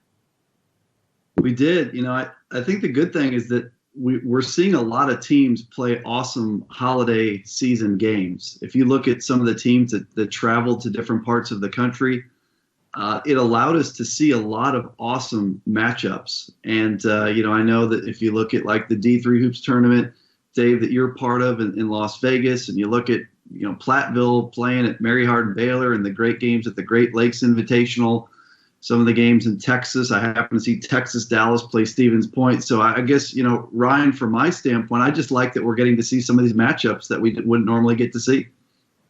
Yeah, and it's resulting in things we don't expect, right? We're seeing a lot of results, a lot of wins from teams that we might in other years not really give a lot of credit to because they weren't able to schedule in the way that they are this season. So it's just making things more difficult for voters. Yeah, that's saying the least. I said at the beginning of going to break, I'm half tempted to just throw this all out. Am I crazy? I don't think you're crazy. We talked about this early on in December, the fact that at some point in the season, you've got to throw away your preseason notions anyway, right? So the fact that we thought that Oshkosh was 2 and North Central was 3 and whatever we thought about teams, to me, we're officially at that point here as we're in the first week of January. And so I don't think you're crazy, Dave, for kind of starting over, because what that's saying to me is you're officially going to put behind you, and I'm going to put behind me, and Ryan is, what we assumed about teams, and now we're really just looking at the games played this season. I don't know, Ryan, if you're in that same point, but I think I've shifted that to that gear maybe a couple weeks ago. I feel like I've almost done a new preseason ballot this week, right? So at the beginning, you're really just guessing, right? You know what they did the season before, and you're sort of guessing what's going to happen now. And, just when I felt like I had a handle on who some of these teams were, we had this holiday break where everything got upended. And so now I don't even know what to expect out of these teams. Do I expect the November team or the December team or the post-Christmas team?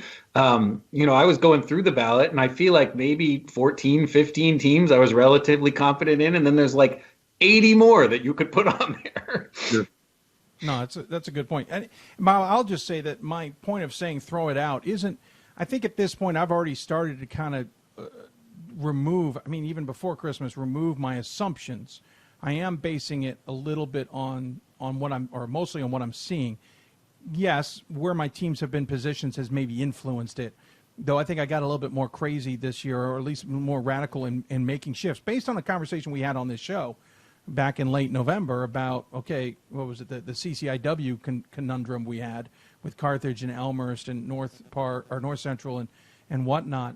And so I think I'd already making that step. What I basically mean is I want to remove not only that preseason stuff I may still have in my head, if it is there, but just literally remove everything and just look at everybody flat out and say, okay, you know what, if I was looking at that resume, you know what, that's a top 5 resume. And just start piecing it out that way and saying that's a top 5, that's a top 15, that's a top 10, that's a top, and then kind of like I do in the preseason, and then go, okay, where do I have everybody kind of grouped, and can I make that work, and does that really line up in reality? The problem with that is I did have plans for tomorrow. I'd like to maybe do some of that tomorrow. This is going to be insane because I joked it was all but one team lost, but it's not a joke. There's only, 5 teams in the top 25 and receiving votes who I don't think lost in the time span between the last ballot and this one. It is. I agree. Great tournaments, but the parity's getting insane. It's pretty crazy. And, I usually, when I do my ballot, I think you guys do the same. I take my ballot from the last time around, and I try to stay with that. And then I say, okay, how did those teams do? And then I reshuffle my own ballot as opposed to like going to the official top 25, because then it turns into groupthink. Right.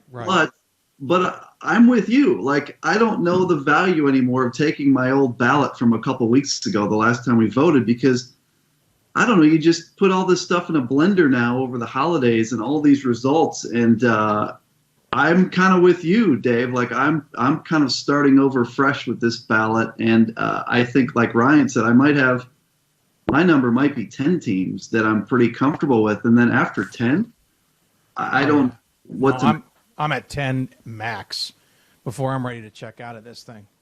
And then you get a result like Stevens nearly knocking off Swarthmore. You get Guilford defeating Emory and then losing to Hampden Sydney. We were joking on the women's side, what are they going to do with George Fox? They go and beat Scranton by 10-something and controlled that game, go and absolutely dominate University of New England, and then only put up 45 points against Willamette. You get these results, and you sit there putting your head through a wall going, when's the real person going to stand up? When are these teams going to – and then these teams change too. Guys have been injured or coming back from injury, or maybe a key player has been lost because of academics, or they get a player back. Like we see this every once in a while. They got one semester left, so they use it for the second semester. And how does that change things? So we're into a fascinating part of the season. Now, normally in the top 25 conversation, guys, we talk about our dubious team. We talk about our debatable team. They're all debatable at this point. We talk about our deep dive team.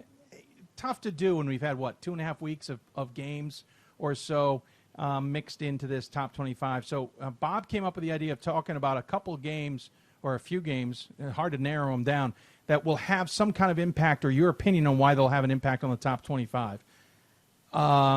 I know you sent out a list earlier, Bob. Ryan, did you get a chance to at least look at said list? Because I at least looked at it. I've got it. Where do you guys want to start with this? And I would say go ahead, give your thoughts on it. If one of us has another idea, we can quickly cut in. But I would just say let's roll through these because there's a long list here. Yeah, I think we can just rotate these. We'll start with Ryan, and we can just both kind of pick a game that happened over the holidays here, the last couple of weeks since we've been all together on a show. And Ryan, why don't you throw one out, and then we'll just kind of keep rotating. Well, I think since Dave just mentioned the player changes as well, I thought I'd just bring up the Eastern Connecticut beating Babson. Babson's played the last 2 games without Frank Oftring, who's been, he's a post player for them, one of their bigger scorers. And I believe Crew Ainge, the transfer point guard, missed one of them as well. So you have these games where it throws things even more into limbo, right? Because Babson hadn't really lost before, and now we don't know whether this game's indicative of anything. We don't know when he's coming back, if he's coming back. And that's one of those that you look at and you say people had a few questions about Babson beforehand, and now we don't know what to do with this. And I think you've got a similar one with Whitworth that is on your list as well. Yeah, so, Whitworth lost to John Carroll and to Worcester back-to-back days, the 28th and 29th. And if you look at Whitworth's resume, they have some really impressive wins. And then you try to piece together these losses to John Carroll and Worcester, and certainly the Worcester loss, that's to a really good team. John Carroll, I think, is also a good team. But what do you do with Whitworth now? Because they were ranked, let's see, 14. So Whitworth was ranked 14. That's probably pretty close to where I had them. I was a little lower. But I think Ryan and Dave, that's one of the head scratchers for me is where do I put Whitworth now? Well, and that also, I don't know if that got mentioned. I put them together because Whitworth, their point guard, the second best player on their team, got hurt in that John Carroll game and then didn't play in Worcester and hasn't played since. And so that's one of those where we don't know if he's coming back. And if he's not, that's a very different team. Isaiah Hernandez, want to make sure I get his name out there.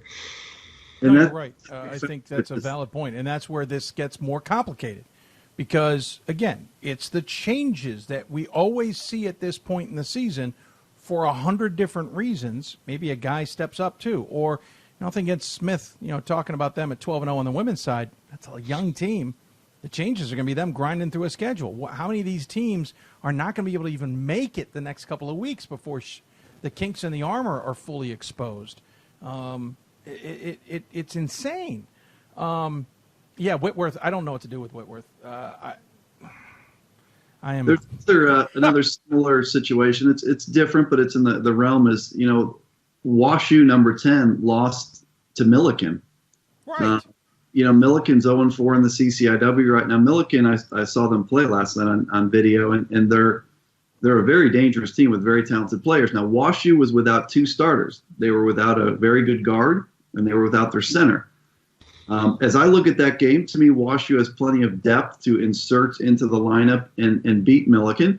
But that's another one where you have to think, do I just say, well, WashU was without 2 starters, I'm going to kind of erase that Milliken game, that was a weird one, or do you factor that in? Because that's something you have to consider as you're doing your ballot this week.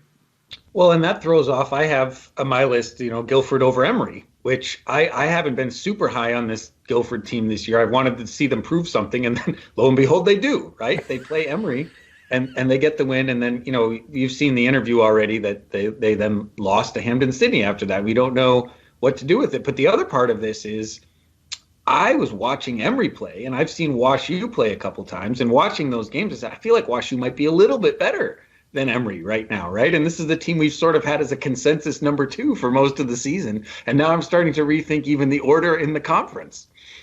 Well, that's a really good point. I'm with you, is that I think WashU and Emory at best is a tie. I think that's really, really close. And I think they'll probably split in UAA play.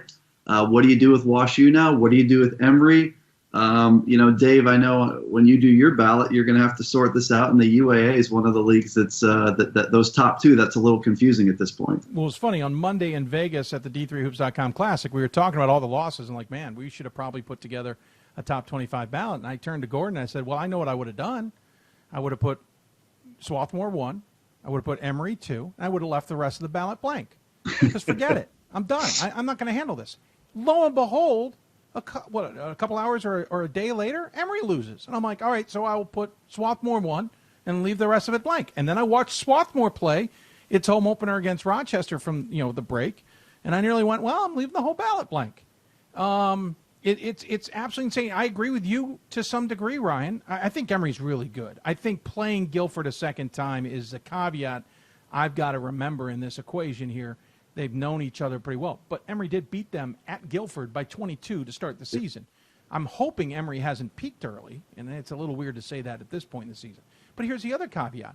Guilford was playing Hampden Sydney, who's run by Caleb Kimbrough. If there's somebody who knows what Tom Palumbo's team's going to do, it's Caleb Kimbrough. And do I now put more stock in the fact that that's just a well-known team? Or this is where this gets so not complicated, but convoluted to some degree. Other games that you guys might have had. Well, I was going to just mention, as you said that, one of those that comes down to matchups, right? We have on the list Middlebury over Springfield in a tight one. That's a terrible matchup for Springfield, right? Springfield's a little lacking in size. True. They're relying a lot on Ross. Heath Post is a rebounder, but he's not a huge guy. Right. And Middlebury has tons of size, right? They're a pretty big team. And so I don't even know what that told me out of that game, right? I wouldn't have necessarily thought it would be close as it was. I think it was a 4-point Middlebury win. So I don't know if it told me much about either team. No, that's a great point. And yeah, I mean, I saw that on the list. I didn't take much stock in it, but you point out it's sometimes you have to read between the lines, and it actually sometimes doesn't even answer the question.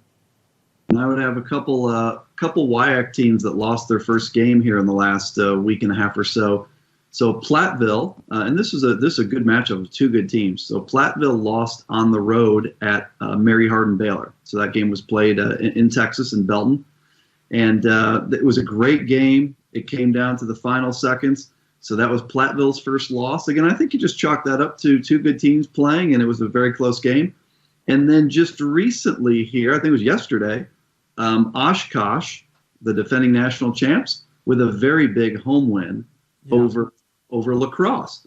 And so I think, seeing Platteville lose their first game in La Crosse, that was bound to happen here as they start to get into WIAC play. But, those teams had an amazing start to the season, and they both dropped one.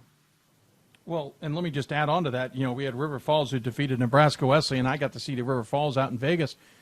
I said this earlier, and I don't want it to be misconstrued. I think they're a good team, but they're not great. So now that starts to raise, as I said before that game, I even saw River Falls take the floor. Now I have serious questions about Nebraska Wesleyan. And by the way, River Falls, really good team. They've got some good pieces, but they're not all there. They're not a 40-minute team. They don't have all the pieces working at all the time. So I don't even know if I vote them top 25. It's part of what tomorrow and tonight really to start and tomorrow is going to be. But now I have to look at the Nebraska Wesleyan game and go, oh, geez, what do I make of them with that result? And as the list has shown that you've read and that we haven't even gotten to, it makes the conversation just ridiculous. Yeah, and some of these leagues, especially, out in the central region, which we're sort of getting into now, you've got such depth. Yeah. And we're in a point where maybe the teams that have a few more losses, like an Oshkosh or a Stevens Point, seem to be a little stronger at the moment than some of those with better records. The CCIW is doing the same thing. And now you got to start worrying about the fact that if you've got 4 or 5 teams that are splitting with 4 or 5 other teams, you're really harming your Pool C chances at some point here. It's a great point. I did a look at the Pool C picture today. It's a projection. It is what it is here in early January. It's on the Pool C board. But what's interesting is that the team I factored in as the Pool A team for the CCIW is North Central, which has one of the worst Pool C resumes. Yes. So, right, they're sitting there, and I slotted them. The team I could have slotted in the WIAC Pool A slot was Oshkosh. I didn't. I picked Platteville, but you could have Oshkosh and North Central, which stumbled out of the gates. We've talked about that a lot. They could be right now as we speak terrible Pool C candidates, but they could win the CCIW and WIAC respectively. That very easily could happen at this point, and it's just kind of fascinating in that how they started the season. Well, we've had so many CCIW teams getting votes already this year, right? And I think I had one poll where I had 5 of them in my top 25, right? And as I was going through today, I start out by just looking at the resumes, right? Sort of with the wins and the losses and kind of rank teams that way before I go back and look at the situational stuff. And after my first ranking, I only had 1 CCIW team in my top 25. Now, I did move a couple up because obviously they played strong schedules and some of those losses are a little easier to overlook. But to think about going from 5 to 1 in just a matter of a couple weeks. I'm in the same place, Ryan. I at one point, I had 5 for sure. And I guess I'm going to have Elmhurst in there. And I think I'm going to slide North Central in. But I will not vote for my alma mater. I will not vote for Carthage. I will not vote. Who else am I missing in this Augustana? I mean, look, so if I'm not voting for Illinois Wesleyan won at Augustana. Right. Right. So in my head, in Illinois Wesleyan's resume is overall just a little bit better than Augustana due to the head-to-head. So we're getting into a really difficult space in terms of all that stuff. Well, and quickly on the CCIW, Elmhurst has a buzzer beater to beat Carroll in double overtime last night to just add more complexity to that. And you talk about rough starts and Pool C horrible resumes. You jump in the Atlantic region into the NJAC. You got New Jersey City, who I saw flashes of what they're capable of in Vegas. They went 1-1. The second half in their first game was insane. And then the second half against River Falls, they couldn't put it together, and they lose that game. But they could easily go win that NJAC conference. Well, not easily. I shouldn't say it that way. But they're the kind of same team, Bob, where no chance, I don't think, anyway, of getting in because they're going to take a couple lumps in the conference. But they could go win that conference. They're capable and maybe make a run in the tournament. The thing that really was the big deal, I think, over the holidays impacting the WIAC and CCIW is that you had teams that lost non-conference games that were very, very damaging. So like Stevens Point, I traveled 10 minutes away to Texas Dallas, and Stevens Point lost to a very good Texas Dallas team, but that's a killer. Yeah. Illinois Wesleyan goes to Concordia, Texas without their best player, their point guard, Grant Wolf. They lose to Concordia in a very bad showing. That's a killer. Yeah. Augustana, this wasn't a bad loss, but Augustana lost to La Crosse in a game that was a one-basket game. That hurt because that was Augustana's fourth loss. So you're talking about these leagues where people are going to eat each other up, but yet you've got some non-conference losses here in the last week that were very, very big. Well, and that goes back to you also have, as I was going through here, a number of teams that are in weaker conferences for sure. They're not playing as flashy a schedule, although they're not playing weak teams. That's someone we come back to like a Yeshiva, right? That's only got one loss this year. Also looking at Albertus Magnus, they're in a weaker conference, but they've played some strong teams and they're winning most of those games. And now we're coming to a point where we have to start factoring that in, right? As if you're losing 4 or 5 or 6 games against good competition, how does that factor in against a team that you're just a little skeptical of? By the way, a couple quick comments on the boards. Clayton Ramberg pointing out the River Falls starter Noah Hansen got hurt at the end of the Nebraska Wesleyan game. Right, but then that's what we're factoring in. Okay, is he going to be a factor? Is he going to be able to help River Falls through an injury? Connor Fliegel's on the women's side. He says, my D3 Hoops ballot is everywhere this week. Of course, he's on the women's side. I kind of joke, gee, I wish I had these troubles. He says, a new number 1 team for the first time this season, a team in my top 10 that I didn't vote for all season until now, and a team that was in my top 10 in my last poll that dropped out of my poll altogether this week. The women are actually starting to see a little of this, too, and I know it's not your guys' forte, but I was talking to G.P. Gromacki at the T3 Hoops Classic, and he said, listen, parity's starting to develop in the women's side because there were years that we could have an off night at Amherst, and still win or control a good team. They lost to Emmanuel, and he's like, Emmanuel had a great game, but we're not at that stage anymore where we can have an off night and a team have a good night, and we don't survive that anymore. They're seeing a little bit on the women's. On the men's side, it's exasperated, guys. And I'm going to take Marietta as an example of that. There is no reason on God's green earth that they should be losing to Salisbury. And I'm not trying to knock on Salisbury. I've seen them this year. They've got pieces that I like. But Marietta, there's no way they should be losing that game. But there's an example. You have one off night, and a team like Salisbury can go, hello.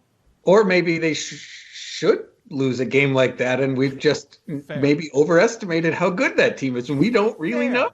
It wasn't a close game, right? That was I think Salisbury was up like 24, 25 points. Yeah. That ball, Marietta got it down to like 8 and 7, but it was a blowout for the most part. So this is the season that we have in front of us, and I think overall it's a fun thing, right? That's the season, because when I watch Marietta, who I had like Marietta's 6 in the real poll. I bet they were 5 or 6 or 7 on my ballot. I can't remember. When I watched Marietta, I do not see any separation between them and these CCIW teams that I'm not voting for this week. Wheaton, Illinois Wesleyan, Augustana. Probably not in my top 25 this week. I'm going to see how things play out. I think those teams are as good as Marietta. And that's just, I could say that up and down the poll. I just continue to feel like there's just like a basket of difference between all these teams. And I just feel like we're headed towards, last year, Guilford was really the surprise team, right? They were sort of a middle of the pack, ODAC team that brushed through, and they made it to the Elite Eight, I believe. I think I had them up, pretty high at the end of the year because they played so well at the end, but they came out of literally nowhere. And usually when we say a team comes out of nowhere, that's 1-2 tournament games, right?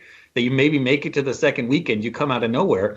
I wouldn't be surprised if we've got, all 8 teams in Fort Wayne are outside of our top 15, right? It wouldn't surprise me at all. Well, the interesting thing, as I mentioned, I did a Pool C projection today where I said, okay, here, if it ended today, I think these are the 20 Pool Cs. Right before we came on the air, I said, oh my God, like 12 of my 20 Pool Cs are not in the D3Hoops.com top 25. Like when I look at winning percentage, strength of schedule, and my version of results versus regionally ranked at this point, 12, for example, one of my top, Mount Union, has a great Pool C resume. Yeah. Tufts, Virginia Wesleyan, Mary Hardin Baylor, Eau Claire, Rochester, down the list. So this is a year where, like, to Ryan's point, I think we could see teams in Fort Wayne that are like nowhere near the poll, possibly way down the votes. It's going to make Selection Sunday fascinating, and we might as well just get this out of the way now, folks. As much as we love our top 25, it means jack when it comes to the selections. All right, let's just get that out of the way now. Football and I'm glad. Had trouble with this. Soccer has trouble. Let's just get it. Basketball, the top 25s in no sport run by the NCAA does the top 25 mean a damn thing to the NCAA. Just getting that out of the way. Oh, real quick, too, because I got this question numerous times over the holiday break. We should remind everybody we're playing 2 rounds the opening weekend of the men's tournament, first and second. Then we'll play the Sweet 16 by itself, possibly on 2 different days. Hello, everybody. Possibly on 2 different days. Ooh. We'll play the Sweet 16 the second weekend. Then we'll play the Elite Eight Final Four in Fort Wayne the third weekend, and then the 2 teams who will play for the championship will get 2 weeks off, 2 weeks and a day, and play for a championship in Atlanta. Getting that out of the way because I know we're going to be talking about it. I might add that to the crawl because I have a feeling we're going to hear. Women's will be normal. Was that something you heard from the committee? Because I hadn't seen that published anywhere. What the schedule was for the Yeah. Sam's given it to us. It's been we've mentioned it probably half a dozen times already on the show. It's public knowledge at this point. I don't know why it's not published per se. Fort Wayne has come out with a press release stating that they're obviously doing the Elite Eight Final Four. I know that doesn't necessarily talk about the rest of the tournament, but that is lock, stock, and barrel. The only part that isn't confirmed, well, there's 2 parts. First part is they could go to staggered times. They'd love to. Yeshiva, get in the tournament, give us a real good reason to give us staggered times during the tournament. I know the men would love to do that. And the second thing is that Sweet 16 weekend, the 2 different days, I know it's been thought about. I am not saying that is locked in at any way, shape, or form. I just know it's a topic of conversation that they're interested in doing. We'll see where it goes from there. Quickly, I have 2 other questions unrelated to our top 25s. Any other of those games that we have on our list that we wanted to mention that we didn't get to? I know we had St. John's over Augsburg. I find that as the head scratcher, not the head scratcher, the funny one, because I have those teams about even in my eyes. But was there any others, Bob? No, that was the one I was going to mention. St. John's beat Augsburg by like 20-ish points. Yeah, it was the outcome that was weird. More the margin of victory. But other than that, I think we've touched on the ones in my list. That's one St. John's I haven't gotten to see since the break, but I was told they had a big-time impact transfer at the semester break that's going to make a big difference for that team. So that might have been some of the difference there as well. I haven't really looked into that yet. By the way, those are the things that, despite our knowledge of D3, there are so many darn teams. You just, even looking at the chat boards, you can't see them all. By the way, Bob, did you notice that the Milliken Illinois Wesleyan preview story in a paper that will not be named since they did not name the chat boards, decided to mention the chat boards and mention the belt on, I love the idea, but I'm not mentioning the paper because they didn't mention the chat boards. They did mention for the first time the D3 championship belt made it into an official newspaper in a game story. And, that means we can start a Wikipedia page for the belt, right? Now that we have a source.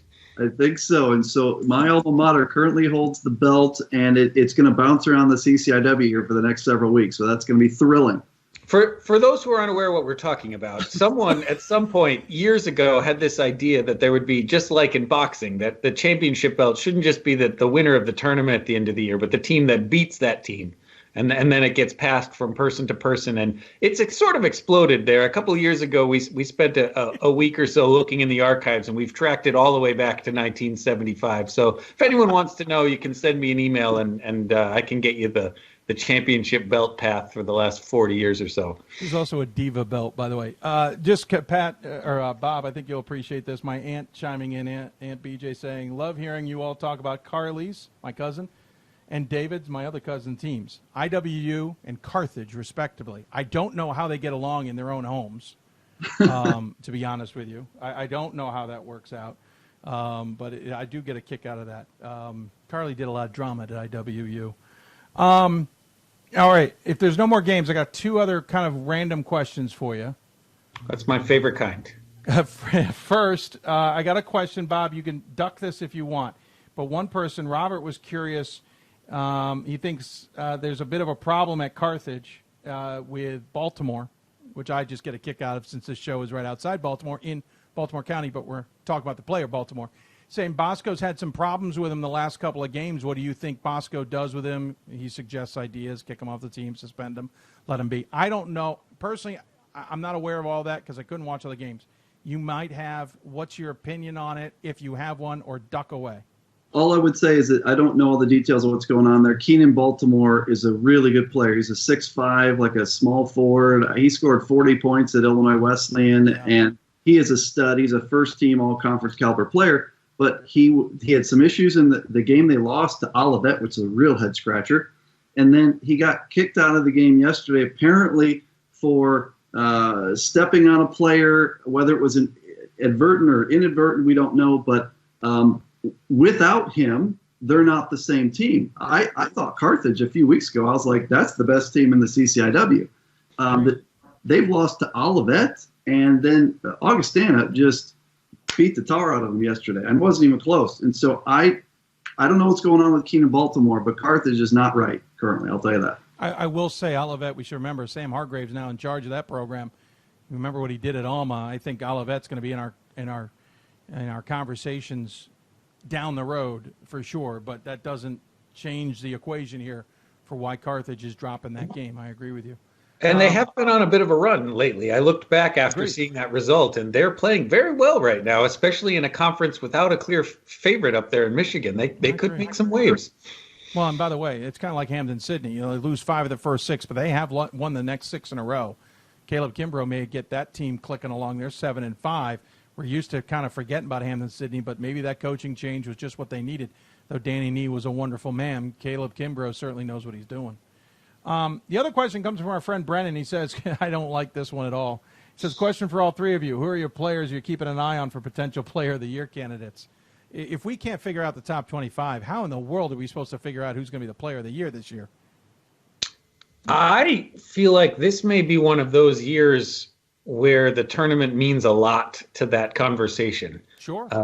Usually I would say maybe 2 out of every 3 years we have a player whose regular season is just demonstrable. Even last year, Aston Francis was going to win that award, even if they didn't make the tournament, but then let alone what he did in the tournament. But I think this may be one of those years, starting the season, Jake Ross, obviously, Nate Shimonitz at Nebraska Wesleyan, both of those guys started really strong.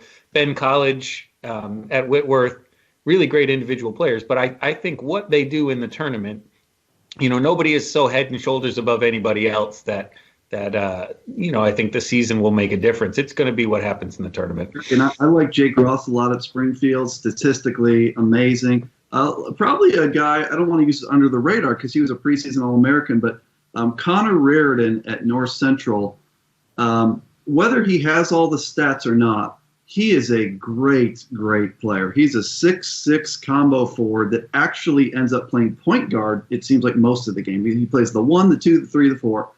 And, this kid does everything. He's a scorer. He's a passer. He's a rebounder. He makes all the big plays. So in the CCIW, I think Connor Raridan is very clearly the best player in that league.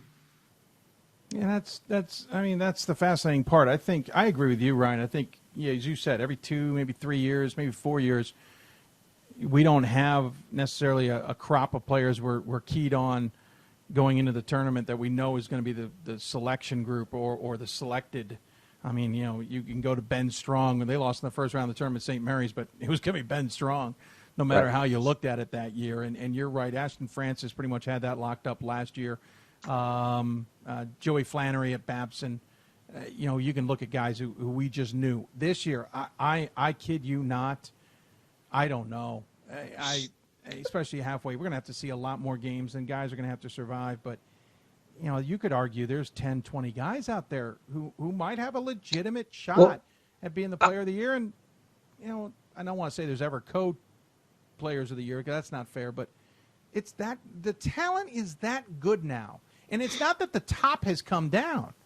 I think all of basketball has improved that we see really good players now. And it's fun that way, but to make a selection for a winner, shoot us now.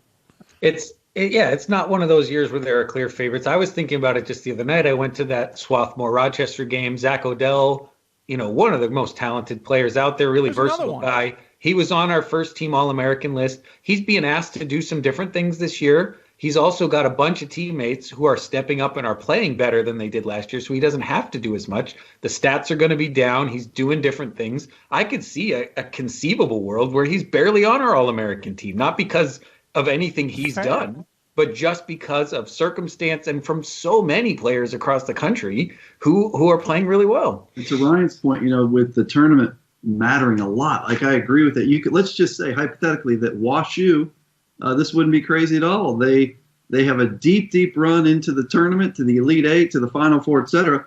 They've got two guys, depending on how the tournament was. They've got Jack Nolan and Justin Hardy that are good enough to be the players of the year. Let's say that WashU for some reason stumbles and gets knocked out in the first round. Probably neither of those two guys is in that conversation. So I agree with Ryan 100% that this is the year where the tournament's going to matter a lot. And the same way, to keep throwing names out there because we want to promote these guys. If Randolph-Macon wins the national title, Buzz Anthony will be the player of the year. Yeah, good example. He's a tremendous player, and if they win, it's a no-brainer. That's that sort of thing. And you can probably say that, Ben College at Whitworth and 20 other guys. Got that kind of set up too. Swarthmore, as you mentioned, they miss or make. Yeah, there's probably a guy on almost every single team in the top 50 that you could say they make a run in the tournament, it's because of him, or it's going to be, and thus that conversation changes. I agree. I don't think we can nail it down to a watch list. Our watch list would be really long. Let's just say that. And I still think we'd get surprised. It's probably a little early still. If we come back the first week of February, we might have a little better picture of what we're looking at. True. So I get this friend of the show chimes in every once in a while with thoughts, and he had his thoughts on Middlebury Springfield. I'm not going to share them here rather in depth. But one thing he said was, most important point, he went to the game. The game had a tournament feel, and this is what I want to wrap up on. Ryan, I watched it on the big screen. You were there for Rochester, Swarthmore. You and I both felt, of course, you were there on hand, even for the students not being there. That had a tournament feel. This is going to sound a little weird. I had a women's game, McDaniel versus Haverford, yesterday. It wasn't supposed to be a game. That had a tournament feel because the two teams just wouldn't let go. They kept making runs at each other. I know, Bob, you've seen a couple in the CCIW already that have had tournament feel games. Stevens versus Swarthmore today seemed a little bit tournament-esque. These teams are already understanding the significance of these games in beginning of January. For sure. If you look at when teams know that there's no room for error, and everyone knows that this year. CCIW games I'm watching yesterday, North Central Wheaton overtime game. Yeah. Both teams know they cannot lose that game, that it's going to be damaging.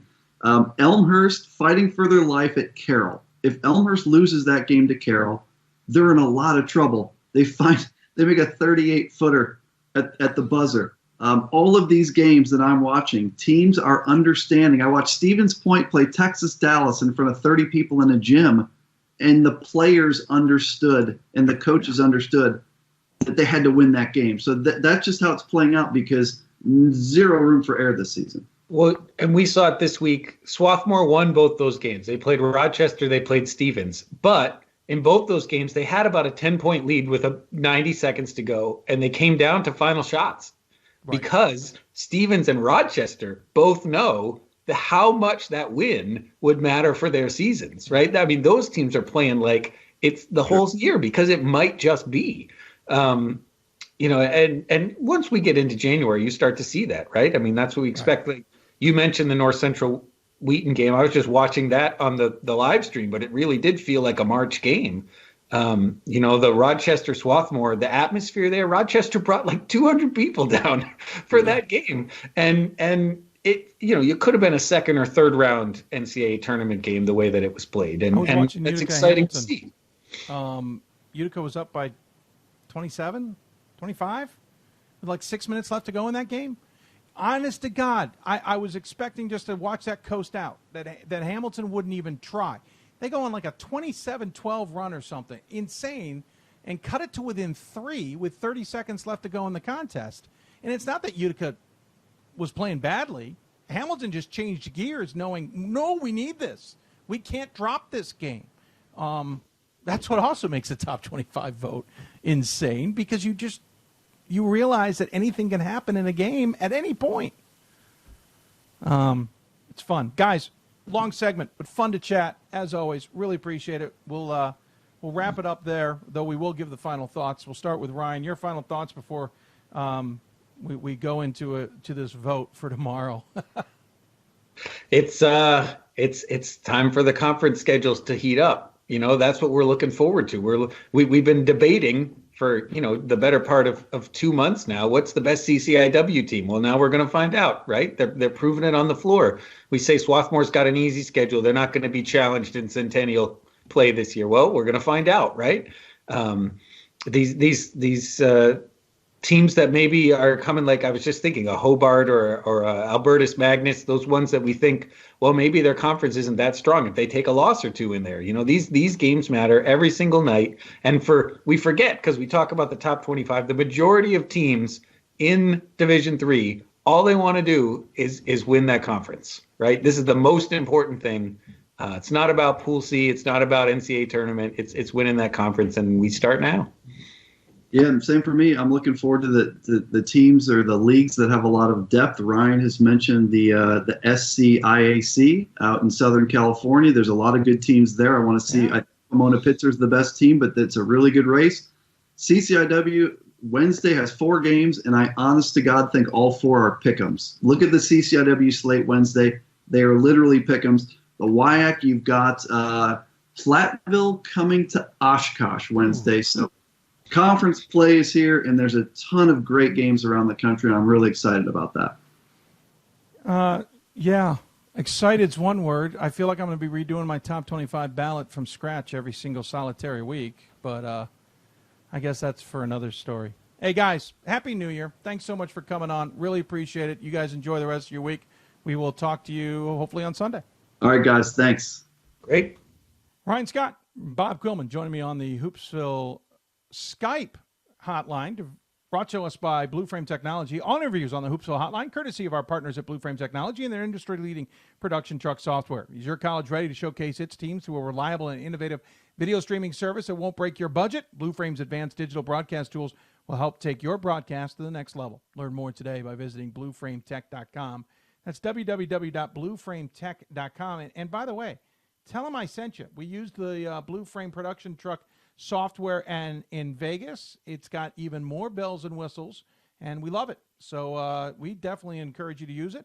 And by the way, it will be used more on this show in the coming days, in the coming shows. You'll see kind of a version of the Blue Frame as we change up our advertising just a wee bit.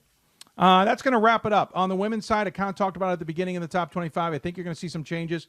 I don't think Tufts is the number 1 team in the country, and I wouldn't be surprised if voters start changing their minds.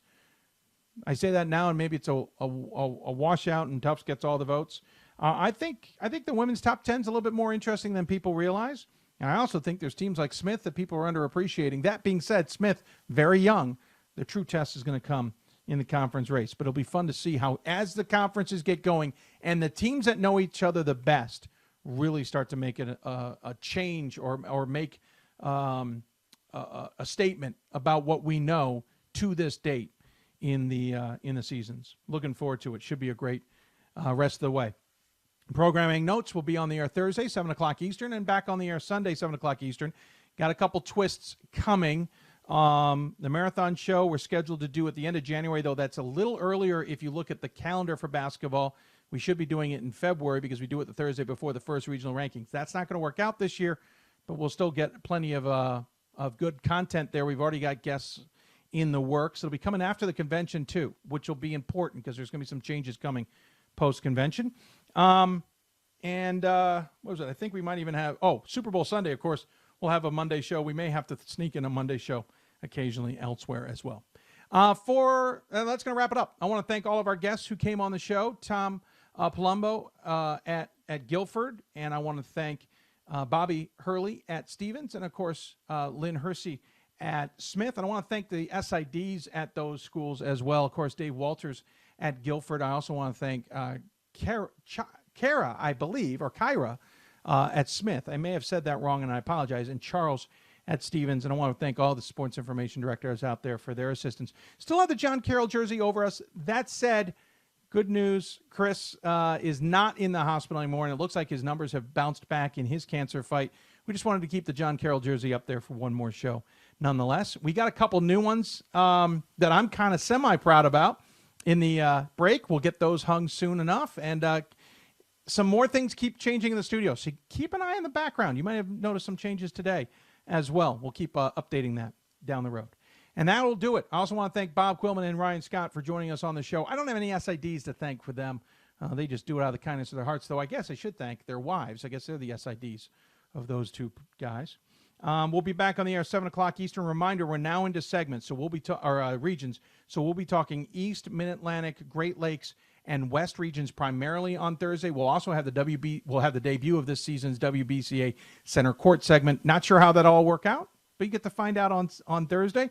Make sure you tune into us on Twitter at D3Hoopsville, also on Instagram at D3Hoopsville. Use the hashtag Hoopsville. Also on Facebook at facebook.com/Hoopsville. We're on YouTube at youtube.com/D3Hoopsville. And, of course, our website is D3Hoopsville.com or D3Hoops/Hoopsville. Whichever choice you want, we're there. Don't forget the Team One Sports app as well. You can check out our broadcasts on the Team One Sports app from Blue Frame Technology on your Apple TV, Roku app, Android TV, or Amazon Fire TV. You take the choice. We'll enjoy watching you watch us, as it were. So make sure you check out those apps as well. And that will do it. Thanks for tuning in, everybody. Hope you enjoyed it. Happy New Year. Lots to talk about as we move forward in Division III basketball. Lots to break down and lots to figure out. Hope you've enjoyed the podcast as well. If you're listening to us there, let us know, by the way, where you're listening to it. And if you're not getting it through the avenue you want, let us know what that avenue is, and we'll try and get on there as well. I think we're on a half a dozen of them, but we'll try and make it easier for you. That's it for Hoopsville. You've been listening to Hoopsville, presented by the National Association of Basketball Coaches, the Women's Basketball Coaches Association, D3Hoops.com, Blue Frame Technologies as well, and maybe you in the future, if you'd like to advertise with this show. Please let us know. We'll send you an advertising package for the rest of the year. You've been listening to Hoopsville, presented by D3Hoops.com for the WBCA and ABC studios. All copyrights are through us, so please contact us and DMAC Productions. Good night, everybody. We'll see you on Thursday.